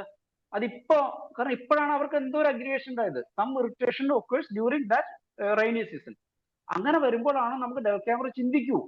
ഇല്ലെങ്കിൽ നിങ്ങൾ എല്ലാവരും തൂജിയോ മറ്റുള്ള മെഡിസിൻസോ ചിന്തിക്കുള്ളൂ. ഡെൽക്യാമറ എന്ന് ചിന്തിക്കണമെങ്കിൽ ഫ്ലാറ്റ് വാട്സ് വെൻഡോക്കി ആയിക്കോട്ടെ, പ്ലസ് എക്സ്ട്രീം മഴയുള്ള ഒരു സമയത്ത് ഒരു രോഗി അവന്റെ ദേഹത്ത് മുഴുവൻ വാട്സ് ആണെന്ന് പറഞ്ഞു കഴിഞ്ഞാൽ നിങ്ങൾ ആദ്യം ചിന്തിക്കണം എനി പോസിബിലിറ്റി ഓഫ് ഡെൽക്യാമറ. അപ്പൊ സെയിം ഈസ് ആപ്ലിക്കബിൾ ഹിയർ. ഒരു സയാറ്റിക്ക പേഷ്യന്റ് വന്നു കഴിഞ്ഞാൽ നമ്മൾ ഒരിക്കലും സ്റ്റാഫിസൈക്ലിൻ ചിന്തിക്കില്ല. പക്ഷേ sciatica in summer and cough in winter എന്ന് പറഞ്ഞാൽ സ്റ്റാഫിസൈക്ലിൻ ഓൺലി വൺ മെഡിസിൻ. അപ്പൊ പിന്നെ അതിന്റെ കൂടെ ഹിസ്റ്ററി ഓഫ് സർജറിയോ ഹിസ്റ്ററി ഓഫ് ഇഞ്ചുറീസോ മറ്റെന്തെങ്കിലും ഉണ്ടെങ്കിൽ കോൾ അടിച്ചു നമുക്ക് സ്റ്റാഫിസൈക്ലിൻ തന്നെ ഉറപ്പിക്കുക എന്നുള്ളതാണ്. അപ്പൊ സ്റ്റാഫിസൈക്ലിന്റെ സയാറ്റിക്ക ഇൻ സമ്മർ ആണ്. പ്ലസ് കഫ് ഇൻ വിന്റർ ഉണ്ടോ, അത് ചിലപ്പോൾ പേഷ്യന്റ് ഓർമ്മയുണ്ടാവും, ചിലപ്പോൾ ഓർമ്മയുണ്ടാവില്ല. പക്ഷെ ഈ ഒരു ബന്ധം ഉണ്ടോ എന്നുള്ള കാര്യം നമ്മൾ ഓർക്കുക. അതുപോലെ തന്നെ ട്യൂബർക്കിൾസ്, സമ്മറിൽ ഈ ബോയിൽസ് വരും. ബോയിൽസ് കാർബങ്കിൾസ് ഒക്കെ നിങ്ങൾക്ക് ഡീൽ ചെയ്യാൻ അറിയാലോ. അപ്പൊ അതിനകത്ത് ഇതുപോലെ ബോയിൽസ് സമ്മറിന് ഏറ്റവും നല്ല മെഡിസിൻ കാലി ബൈക്കാണ്. കാലി ബൈക്കിനകത്ത് ജസ്റ്റ് ഒറ്റ സിംറ്റംസ് അതിനകത്ത്, ഒരു സിംറ്റം മാത്രമേ അതിനകത്ത് പറഞ്ഞിട്ടുള്ളൂ സമ്മർ റെമഡീസ് എന്നുള്ളത്. അപ്പൊ വേനൽക്കാല രോഗങ്ങൾക്ക് കാലി ബൈക്ക് നമുക്ക് ചൂട് കാലാവസ്ഥയിൽ ഉണ്ടാകുന്ന, എന്റെ അലർജിനോട്ട് നിങ്ങൾക്ക് അറിയാമല്ലോ അല്ലെ. അപ്പൊ ചൂട് കാലാവസ്ഥയിൽ ഉണ്ടാകുന്ന തകരാറുകൾക്ക് എന്നൊരു വാക്ക് മാത്രമേ കാലിബൈക്രോമിന് പറഞ്ഞിട്ടുള്ളൂ. ആ ചൂട് കാലാവസ്ഥയിൽ ഉണ്ടാവുന്ന ഏറ്റവും പ്രധാനപ്പെട്ട മറ്റൊരു രോഗം സൈനസൈറ്റിസ് ആണ്. അപ്പോൾ ഈ സൈനസൈറ്റിസിന് ഏറ്റവും ബെസ്റ്റ് മെഡിസിൻസ് നമുക്കറിയാം. അതിന്റെ കിങ് മെഡിസിൻസ് എന്ന് പറഞ്ഞാൽ കാലിബേക്കും പൾസാറിലെ, especially in summer season, and also silicea. അപ്പൊ ഈ കാലിബേക്കിന്റെ ഡിസ്ചാർജുകൾ വളരെ സ്റ്റിച്ച് അങ്ങനെയൊക്കെയുള്ള കാര്യങ്ങൾ. അപ്പൊ ചൂട് കാലാവസ്ഥയിലുണ്ടെന്ന് പല തകരാറുകൾക്കും ഇൻക്ലൂഡിങ് ട്യൂബർക്കിൾസ് ഇങ്ങനെയുള്ള കുരുക്കൾ വരുന്ന കണ്ടീഷനത് കാലിബേക്ക് ഉപയോഗിക്കാം. പാരാലിസിസ് ഞാൻ പറഞ്ഞു. Paralysis after river bath in summer, കോസ്റ്റിക്കുമാണ് മെഡിസിൻ. ജോണ്ടിസ് ഇൻ സമ്മർ അത് റെക്കറന്റ് ആയിട്ട് വരുന്നു എന്ന് വിചാരിക്കുക. ഇവർക്ക് ഒരു വേനൽക്കാലം കഴിഞ്ഞ് പിറ്റേ വേനൽക്കാലത്ത് വരുന്നുണ്ടെങ്കിൽ ചിനിനും ആഴ്സും ചെയനോത്തസ് നിങ്ങൾക്ക് അറിയാലോ, നമ്മുടെ സ്പ്ലീൻ റെമഡി ഒക്കെ ആയിട്ടുള്ള ചെയനോത്തസ്. ആസ്മ ഇൻ സമ്മർ ആഴ്സാൽബാണ്. ടൂത്തേക്ക് ഇൻ സമ്മർ അതിനകത്തും ഉണ്ടല്ലോ, അതിനകത്ത് ബ്രയോണിയ, ബെലഡോണ, നാട്രമൂറാണ് അതിന്റെ 3 മാർക്ക് മെഡിസിൻ. ചമ്മമില്ല നാട്രം കാർബ്. ഒരൊറ്റ കാര്യം ഓർക്കൂ, ഈ ഏത് പല്ലുവേദന വന്നു കഴിഞ്ഞാലും നമ്മുടെ നാടൻ പ്രയോഗം എന്താ? ഉപ്പുവെള്ളം വായിക്കൊള്ളുക എന്നുള്ളത്. ഉപ്പുവെള്ളം വായിക്കൊണ്ടിട്ട് പല പല്ലുവേദനകളും കുട്ടികൾ കുറച്ച് ഉറങ്ങിയിട്ടുണ്ട്. പിറ്റേ ദിവസം ഡോക്ടറെ അടുത്ത് പോകുന്നവരെ അവർ പല്ലുവേദന കുറയും. ഒരുപക്ഷെ രോഗാണുക്കൾ കുറച്ച് എണ്ണം കുറയുന്നതുകൊണ്ടായിരിക്കാം. പക്ഷെ പല്ലുവേദനയ്ക്ക് നമ്മൾ ഉപ്പുവെള്ളം ഉപയോഗിക്കാറുണ്ട്. ഒരു നീര് വന്നു കഴിഞ്ഞാൽ, ഒരു കുളവി വെട്ടിക്കഴിഞ്ഞാൽ നമ്മൾ ഉപ്പ് നീര് പുരട്ടാറുണ്ട്. പക്ഷെ എന്ത് സിഗ്നാലിറ്റി ഇത് ഡോക്ടറൽ സിഗ്നാലിറ്റി പോലെ ഹോമിയോപ്പതിയിൽ നിന്ന് ആലോചിച്ച് നോക്കൂ. നമ്മുടെ സമ്മർ മെഡിസിൻ എന്ന് പറയുന്ന ടൂത്തേക്കിൽ സമ്മർ എന്ന് പറയുന്ന 3 മാർക്ക് മെഡിസിൻ ആണ് നാട്രമൂർ. ഈ കുളവി അല്ലെങ്കിൽ ഒരു തേനീച്ച കുത്തി എന്ന് പറഞ്ഞാൽ എപ്പിസ് ആണ്, അറിയാലോ തേനീച്ച എന്ന് പറയുന്ന സാധനം. എപ്പിസിന്റെ ക്രോണിക് ആയിട്ടുള്ള മെഡിസിൻ ആണ് നാട്രമൂർ. ഈ നാട്രമൂർ എപ്പിസിന് ആന്റിഡോട്ടും കൂടിയാണ്. അതുകൊണ്ട് തന്നെയാണ് അന്നത്തെ കാലത്ത് ഇന്നത്തെ കാലത്ത് എല്ലാ കാലത്തും ഇന്റേണൽ ആയിട്ട് നാട്രമൂർ കൊടുത്തു കഴിഞ്ഞാൽ എക്സ്റ്റേണൽ ആയിട്ട് ഉപ്പുനീര് പുരട്ടി കഴിഞ്ഞാലും ഇവർക്ക് ഇത് കുറയുന്നത്. അതുപോലെ തന്നെയാണ് ഈ കുട്ടികളുടെ മേത്ത് ചൂടുകുരു, ഇപ്പൊ നമ്മൾ ഉണ്ടാവുന്ന ചൂടുകുരുവിന് ഏറ്റവും നല്ല ഒരു മെഡിസിൻ നാട്രമൂർ ആണെന്ന് നിങ്ങൾക്ക്. നാട്രമൂർ എപ്പിസ് ഒക്കെ നമ്മൾ ഉപയോഗിക്കാറുണ്ട്. നാട്രമൂർ ആണ് നല്ലൊരു മെഡിസിൻ പ്രിക്ലി ഹീറ്റിന്. ഈ പ്രിക്ലി ഹീറ്റിന് നമ്മൾ ചെയ്യുന്ന ഒരു ടെക്നിക്ക്, ഒരു ഹോമിയോപ്പതിക് ആയിട്ടുള്ള ഒരു ടെക്നിക്ക് ഞാൻ പറയുന്നത് ഒരു രീതി എങ്ങനെയാണെന്ന് വെച്ചാൽ, വെള്ളം വെയിലത്ത് വെച്ചിട്ട് ചൂടാക്കുക. അതൊരു സ്റ്റീൽ ബക്കറ്റിനകത്തോ അലൂമിനിയം ബക്കറ്റിനകത്തോ വെയിലത്ത് വെച്ചിട്ട് ചൂടാക്കുക. അതിനകത്ത് ഒരു സ്പൂൺ കല്ലുപ്പ് വെച്ചിട്ട് വേണം വെയിലത്ത് വെക്കാൻ. എന്നിട്ട് ആ വെള്ളം ആ ഇളം ചൂടുള്ള സമയത്ത് ഇളം ചൂടുള്ള ആ ചൂടുവെള്ളത്തിനകത്ത് ഈ കുട്ടികളെ കുളിപ്പിക്കുക. നല്ല ഡ്രാസ്റ്റിക് റിലീഫ് ഉണ്ടാവും. അതിനകത്ത് എന്താ കാര്യം എന്ന് വെച്ചാൽ, ഹോമിയോപ്പതിന്റെ 2 പൊട്ടൻഷ്യാമ്പിൾ ഉണ്ടാവുക. ഒന്ന്, അത്രയും നേരം ഉച്ചവരെ വെയിൽ കൊണ്ട് ആ വെള്ളം സോളിന്റെ ഒരു മദർ സൊല്യൂഷൻ ആയിട്ട് മാറിയെന്ന് സങ്കല്പിക്കാം. അതുപോലെ അതിനകത്ത് ഉപ്പിടുകയും ചെയ്യുന്നു. ഇത് നല്ലൊരു ടെക്നിക്കാണ്, നിങ്ങളൊന്ന് അപ്ലൈ ചെയ്ത് നോക്കുക. സപ്രസ്ഡ് ഫുഡ് സെറ്റിനെ കുറിച്ച് പറഞ്ഞിരുന്നു. സൈലീഷ്യാണ് നല്ല ഒരു മെഡിസിൻ നമുക്കറിയാം. അത് ഈ സമയത്ത് കളിക്കുകയും ഇതൊക്കെ ചെയ്ത് കഴിഞ്ഞിട്ട് പെട്ടെന്ന് കാല് കഴുകുകയും കുളിക്കുകയൊക്കെ ചെയ്യുന്ന ഒരു മെഡിസിൻ സൈലീഷ്യാണ്. വെർട്ടിഗോ ഇൻ സമ്മർ ഫോസ്ഫറസ് ആണ് നമ്മുടെ മെഡിസിൻ. 5 മിനിറ്റ്. അപ്പൊ തീരുമല്ലോ ഡോക്ടറെ. അപ്പൊ നമുക്ക് നിർത്തിയിട്ടേ നമുക്ക് ബാക്കിയുള്ള നമ്മുടെ ചേട്ടന്മാരുടെ സീനിയേഴ്സ് ഡോക്ടർമാരുടെ അഭിപ്രായങ്ങളും ആശയങ്ങളും. ഇപ്പൊ സാറ് ആരായിരുന്നു? ചാറ്റ് അതാരാണ് എഴുതിയിരിക്കുന്നത്? അബ്രഹാം വൈദ്യനാണ്. അബ്രഹാം വൈദ്യനെ എഴുതിയിട്ടുണ്ട്. അല്ല, ഇതിനകത്ത് എഴുതിയിട്ടുണ്ട്. വൈദ്യർ സാറ് പറഞ്ഞിട്ടുണ്ടല്ലോ, mobile phone potency very good suggestion. Okay, അപ്പൊ സാറിനെ പോലുള്ള സീനിയേഴ്സ് എല്ലാം ഇവിടെ ഉണ്ട്. അപ്പൊ നിങ്ങൾക്ക് അഭിപ്രായം കൂടി പറയാം. എന്തായാലും ഞാനും എന്താ പറയാ, ക്ലാസ് തീർക്കണമെന്ന് വിചാരിച്ചിട്ട് ഓടണ്ടെന്ന് വിചാരിച്ചിട്ടാണ്. അപ്പൊ ബാക്കിയുള്ള അതിന്റെ തുടർഭാഗം നമുക്ക് ഒരിക്കൽ കൂടി എടുക്കാം. ഏതായാലും എൻ്റെ ക്ലാസ് ശ്രവിച്ചിരുന്ന എല്ലാ പ്രിയപ്പെട്ടവർക്കും നന്ദി. നിങ്ങളുടെ അഭിപ്രായങ്ങളോടും കേൾക്കാൻ വേണ്ടിയിട്ട് ഞാൻ താല്പര്യപ്പെടുന്നു. ഓക്കെ, മനോജ് ഡോക്ടറെ, വളരെ നല്ലൊരു ക്ലാസ് ആയിരുന്നു. വളരെ നല്ല ഇൻഫർമേഷൻസ് കിട്ടുന്ന ക്ലാസ് ആയിരുന്നു. എപ്പോഴും ഡോക്ടറുടെ ക്ലാസ് വളരെ വിലപ്പെട്ടതാണ്. ഇന്നും അതുപോലെ തന്നെ വളരെ നല്ല ക്ലാസ് ആയിരുന്നു ഡോക്ടറുടേത്. ഒത്തിരി പാർട്ടിസിപ്പൻസും ഉണ്ടായിരുന്നു. നല്ല പാർട്ടിസിപ്പൻസ് ഉള്ളൊരു ക്ലാസ് ആയിരുന്നു. ഇനി എത്രയും പെട്ടെന്ന് എന്തെങ്കിലും സംശയങ്ങളോ ഡോക്ടറുടെ ക്ലാസ്സിനെ കുറിച്ച് അഭിപ്രായങ്ങളോ പറയാനുള്ളവരൊന്ന് ഹാൻഡ് റൈസ് ചെയ്യണം. അൺമ്യൂട്ട് ചെയ്യാനുള്ള ഓപ്ഷൻ ഇടാം. വൈദ്യര് ഡോക്ടർ എന്തോ പറയാൻ ആഗ്രഹിക്കുന്നു. ഡോക്ടറെ അൺമ്യൂട്ട് ചെയ്ത് സംസാരിച്ചോളൂ. വൈദ്യര് ഡോക്ടറെ അൺമ്യൂട്ട് ചെയ്യാം. ഓക്കെ. മനോജ് ഡോക്ടറുടെ ക്ലാസ് പറയേണ്ട കാര്യമില്ല. കാര്യം എപ്പോഴും സൂപ്പറാണ്. ഇന്ന് വളരെ ഇൻഫോർമേറ്റീവ്, അത്യാവശ്യം ചെയ്യേണ്ട കാര്യങ്ങളെ പറ്റിയ ഡോക്ടർ പറഞ്ഞു. നിങ്ങളൊക്കെയാണ് എന്റെ ഗുരുക്കന്മാര്. കാര്യം ഒരു വർഷം മുമ്പ് അല്ലേ IFPS തുടങ്ങിയിട്ട് ഒരു വർഷം കഴിഞ്ഞപ്പോഴും ഞാൻ ആദ്യത്തെ ക്ലാസ്സിൽ ഈ വിഷയമായിരുന്നു എടുത്തത്. കാര്യം ഞാൻ ഗവൺമെന്റ് സർവീസ് ചെയ്യുമ്പോൾ ഈ കിറ്റ് കൊടുത്തത് 5 ലക്ഷം രൂപയുടെ കിറ്റ് നമ്മുടെ പഞ്ചായത്തിൽ കൊടുക്കാൻ വേണ്ടി ഏർപ്പാട് ചെയ്യുന്നു. അപ്പം അത് ഭയങ്കര എതിർപ്പ് നമ്മുടെ സമൂഹത്തിൽ നിന്നുണ്ടായി. ആരെങ്കിലൊക്കെ ഒന്ന് താങ്ങിയിരുന്നെങ്കിൽ ആലോചിച്ചു പോയി. പക്ഷേ വലിയ എതിർപ്പുണ്ടായിരുന്നു. എന്നിട്ടും പ്രോഗ്രാം നടന്നു. പക്ഷേ എനിക്ക് മുമ്പ് ഞാൻ അതിനു മുമ്പ് നടത്തുന്നതിന് മുമ്പ് ട്രാൻസ്ഫർ ആയി പോയത് കൊണ്ട് നടത്തിയ ഡോക്ടർ പൂർണ്ണമായിട്ട് നടത്തിയില്ല. അങ്ങനെ ഒരു പ്രശ്നമുണ്ട്.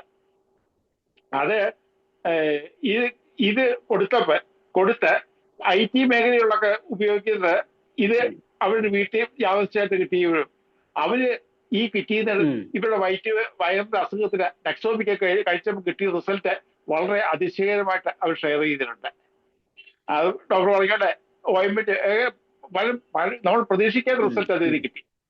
അതുപോലെ ഈ ചോക്ലേറ്റ് ഒക്കെ ഉപയോഗിക്കുന്ന നല്ല റിസൾട്ട് കിട്ടി. ഈ സ്കൂൾ ഹെൽത്ത് പ്രോഗ്രാമിലൊക്കെ റിസൾട്ട് കിട്ടിയിട്ട് മൊബൈൽ ഫോൺ അഡിക്ഷൻ അതിന് എന്റെ സുഹൃത്ത് എന്റെ ക്ലാസ്മേറ്റ് കോഴിക്കോടത്തെ ഡോക്ടറെ വിളിച്ചു ചോദിച്ചപ്പോൾ ഞാനിങ്ങനെ ഇത് റെക്കമെൻഡ് ചെയ്തപ്പോൾ പുള്ളി ആദ്യം ചിരിച്ചു. ഞാൻ പറഞ്ഞു കൊടുത്തു നോക്കാൻ പറഞ്ഞു. പുള്ളി അന്വേഷിച്ച് കിട്ടിയില്ല. എന്റെ സുഹൃത്ത് കൊല്ലത്തുള്ള ഡോക്ടറെ ഈ യൂറോപ്പിൽ നിന്ന് ഈ മരുന്ന് വെച്ച് വെച്ചിട്ട് ചെന്നമാണ് കൊടുത്തത്. ഞാൻ വാങ്ങിച്ച അത് അയച്ചു കൊടുത്ത പുള്ളി പറഞ്ഞ റിസൾട്ട് അതിശയമാണ്. ഇതിന്റെ അഡിക്ഷൻ ഒന്നും മാറിയില്ല. പക്ഷെ ഇവന്റെ പ്രശ്നങ്ങൾ ഇവരെ വഹിക്കാൻ വയ്യാത്ത തലത്തിലായിരുന്നു. അതെല്ലാം മാറി. ഇത് നമ്മുടെ പല ഗ്രൂപ്പിൽ ഞാൻ ഷെയർ ചെയ്തു. എനിക്ക് ഭയങ്കരമായിട്ട് വിമർശനം ഉണ്ടായി. മൊബൈൽ ഫോണിനെ ഒക്കെ പ്രോത്സാഹിപ്പിക്കുന്നത്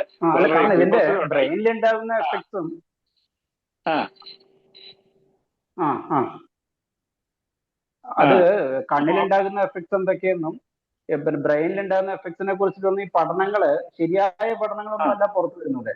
കാരണം ഇപ്പൊ ഒരു ജനറേഷന്റെ മുഴുവൻ കാഴ്ചയും ഒരു ജനറേഷന്റെ മുഴുവൻ കേൾവിയും കുറഞ്ഞുകൊണ്ടിരിക്കുകയാണ്. പക്ഷെ ആ ജനറേഷൻ എല്ലാ പിള്ളേർക്കും അത് കേൾക്കാത്തതുകൊണ്ട് ഇവര് ആ ലോകത്തിൽ അങ്ങനെ ഒരു ഫ്രീക്വൻസി ഉണ്ടെന്ന് അറിയുന്നേ ഇല്ലെന്നേ. നമ്മൾ കണ്ട കാഴ്ചയൊന്നും നമ്മൾ കണ്ട ശബ്ദങ്ങളൊന്നും അവർ അറിയുന്നേ ഇല്ല.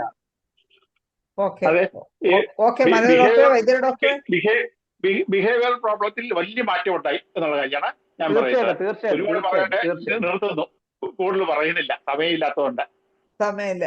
ഓക്കെ, വൈദ്യര് ഡോക്ടർ വളരെ കറക്റ്റ് ആയിട്ടുള്ള കാര്യങ്ങളാണ് പറഞ്ഞത്. എന്തായാലും ഇനി ഇത് എന്താണ് ലേറ്റസ്റ്റ് ആയിട്ടുള്ളതാണ് ഈ മൊബൈൽ മെഡിസിന്റെ മൊത്തം പേരെന്തെന്ന് ഞാൻ മൊബൈൽ ഫോൺ എന്താ വേറെ എന്തോ ചോക്ലേറ്റ്. ഓക്കെ. അപ്പൊ ഇതെല്ലാം നമുക്ക് ഇനി എല്ലാവർക്കും അത് ഉപയോഗിച്ച് നോക്കാം. എന്തെങ്കിലും മാറ്റം വരുത്താൻ പറ്റുമെന്ന് നോക്കാം. ഇതുപോലുള്ള പ്രശ്നങ്ങളൊക്കെ ആയിട്ട് ഒത്തിരി പേരെയാണ് നമ്മൾ സമീപിക്കുന്നത്. അടുത്തത് നമ്മുടെ Salim Kumar doctor hand raise ചെയ്തിട്ടുണ്ട്. ഡോക്ടറെ സംസാരിച്ചു. ഡോക്ടർ കരിക്കും വെള്ളത്തെ കുറിച്ച് ഒരുപാട് പറഞ്ഞു. എല്ലാവർക്കും അറിയാവുന്ന കാര്യമാണ്. പക്ഷേ ഞാൻ കുറച്ചു കാലമായിട്ട് വേറൊന്നിന്റെ ആരാധകനാണ് കരിമ്പിൻ ജ്യൂസ്. കരിക്കും വെള്ളത്തേക്കാൾ കുറവാണ്, കിട്ടാൻ എളുപ്പമാണ്. പലപ്പോഴും നമ്മളൊരു യാത്ര ഒക്കെ പോകുമ്പോൾ കരിക്കും വെള്ളത്തേക്കാൾ കൂടുതൽ കരിമ്പിൻ ജ്യൂസ് കുടിച്ചിട്ട് യാത്ര ചെയ്താൽ നമുക്ക് ഊണ് കഴിച്ചില്ലെങ്കിലും കുഴപ്പമൊന്നുമില്ല. അത് പിന്നെ ഷുഗറുകാർക്ക് ധൈര്യമായിട്ട് കഴിക്കാം. ഒട്ടും ഷുഗർ കൂടില്ല. പിന്നെ ഞാൻ അതിനെക്കുറിച്ച് വിശദീകരിക്കുന്നില്ല. പിന്നെ ഡോക്ടർ പറഞ്ഞ പോലെ വേറൊരു ഇതാണ് വൈറ്റമിൻ. ഇപ്പോൾ സാർ പറഞ്ഞ പോലെ ഇതിനെ കുറിച്ച് പറഞ്ഞപ്പോഴാണ് വൈറ്റമിൻ D ടാബ്ലറ്റിന്റെ കാര്യം എനിക്ക് ഓർമ്മ വന്നു. കാരണം ഇന്നല്ലെങ്കിൽ നാളെ ബോഡിയിൽ പ്രകൃതി നമ്മളെ സൃഷ്ടിച്ച് വെച്ചേക്കുന്നത് നേരിട്ട് സൺലൈറ്റിൽ നിന്ന് കയറാൻ വേണ്ടിയിട്ടാണ്. ഇന്ന് ഗുളികയായിട്ട് കൊടുക്കുമ്പോൾ നാളെ അത് ഏത് രീതിയിലാണ് ബോഡി അഫക്ട് ചെയ്യാൻ പോകുന്നത് അതുവരെ ആരും പറയില്ല. പിന്നെ അടുത്ത കാര്യം ചോക്ലേറ്റ്. നമ്മൾ അന്നൊരു ക്ലാസ് എടുത്തില്ല സാറേ വൈറ്റമിൻ ഡിനെ കുറിച്ച്. പറഞ്ഞു. അപ്പൊ ഇതില്ല ചോക്ലേറ്റ് നാളെ സൾഫറിനെ വെട്ടുന്ന ഒരു ഡ്രഗായിട്ട് ഇപ്പോൾ തന്നെ പോളിഗ്രാഫ് ഡ്രഗിന്റെ എല്ലാ സ്വഭാവം കാണിക്കുന്നുണ്ട്. മർഫി റെപ്പർട്ടിയിൽ അതിന് 5-6 പേജാണ് അത് എഴുതിയിരിക്കുന്നത്. റെപ്പർട്ടി അല്ല, സോറി, നമ്മൾ വായിക്കണം. മെട്രിയോമെഡിക്ക നമ്മൾ വായിക്കണം. അതാണ് ഞാൻ പറഞ്ഞത്. അത് പുതിയ മരുന്നിനെ നമ്മൾ പരിചയപ്പെടുത്തുന്നത് പരിചയമില്ലാത്ത ആൾക്കാർ വായിക്കണം. ചോക്ലേറ്റ്, ഹൈഡ്രജൻ, ഇതൊക്കെ ഇനി നമ്മൾ ഉപയോഗിച്ചു തുടങ്ങേണ്ട സാധനമാണ്. പിന്നെ മൊബൈൽ ഫോണിന്റെ കാര്യം, മൊബൈൽ ഈ ഫോൺ ഹൈഡ്രജൻ സ്ലീപ്പ്. ഹൈഡ്രജനെ കുറിച്ചിട്ട് ഞാൻ പറഞ്ഞിട്ടില്ല അല്ലെ? ഹൈഡ്രജൻ എൻ്റെ അടുത്തുണ്ട്. ഹൈഡ്രജൻ ആ നല്ല കുറേ മെഡിസിനകത്ത് ഈ റെപ്പർട്ടറി അനുസരിച്ച് വരുന്നതാണ്. കാരണം ഹൈഡ്രജൻ എല്ലാ കോമ്പൗണ്ട്സിനകത്ത് വരുന്നൊരു സാധനമാണ് ഹൈഡ്രജൻ. അത് കുടിവെള്ളത്തിലടക്കം ഹൈഡ്രജൻ ആ വലിയ റേഞ്ച് ഉള്ള ഒരു മെഡിസിനാണ്, ഹൈഡ്രോജനിയം. നമുക്ക് പിന്നെ ഒരു ദിവസം പറയാം നമുക്ക് അതിനെ കുറിച്ച്. ഈ ഓക്കെ, മൊബൈൽ മൊബൈൽ ഫോണിന്റെ മൊബൈൽ മൊബൈൽ റേഡിയോ ആക്റ്റീവ് എന്നാണോ മെഡിസിന്റെ പേര്, ഫുൾ നെയിം?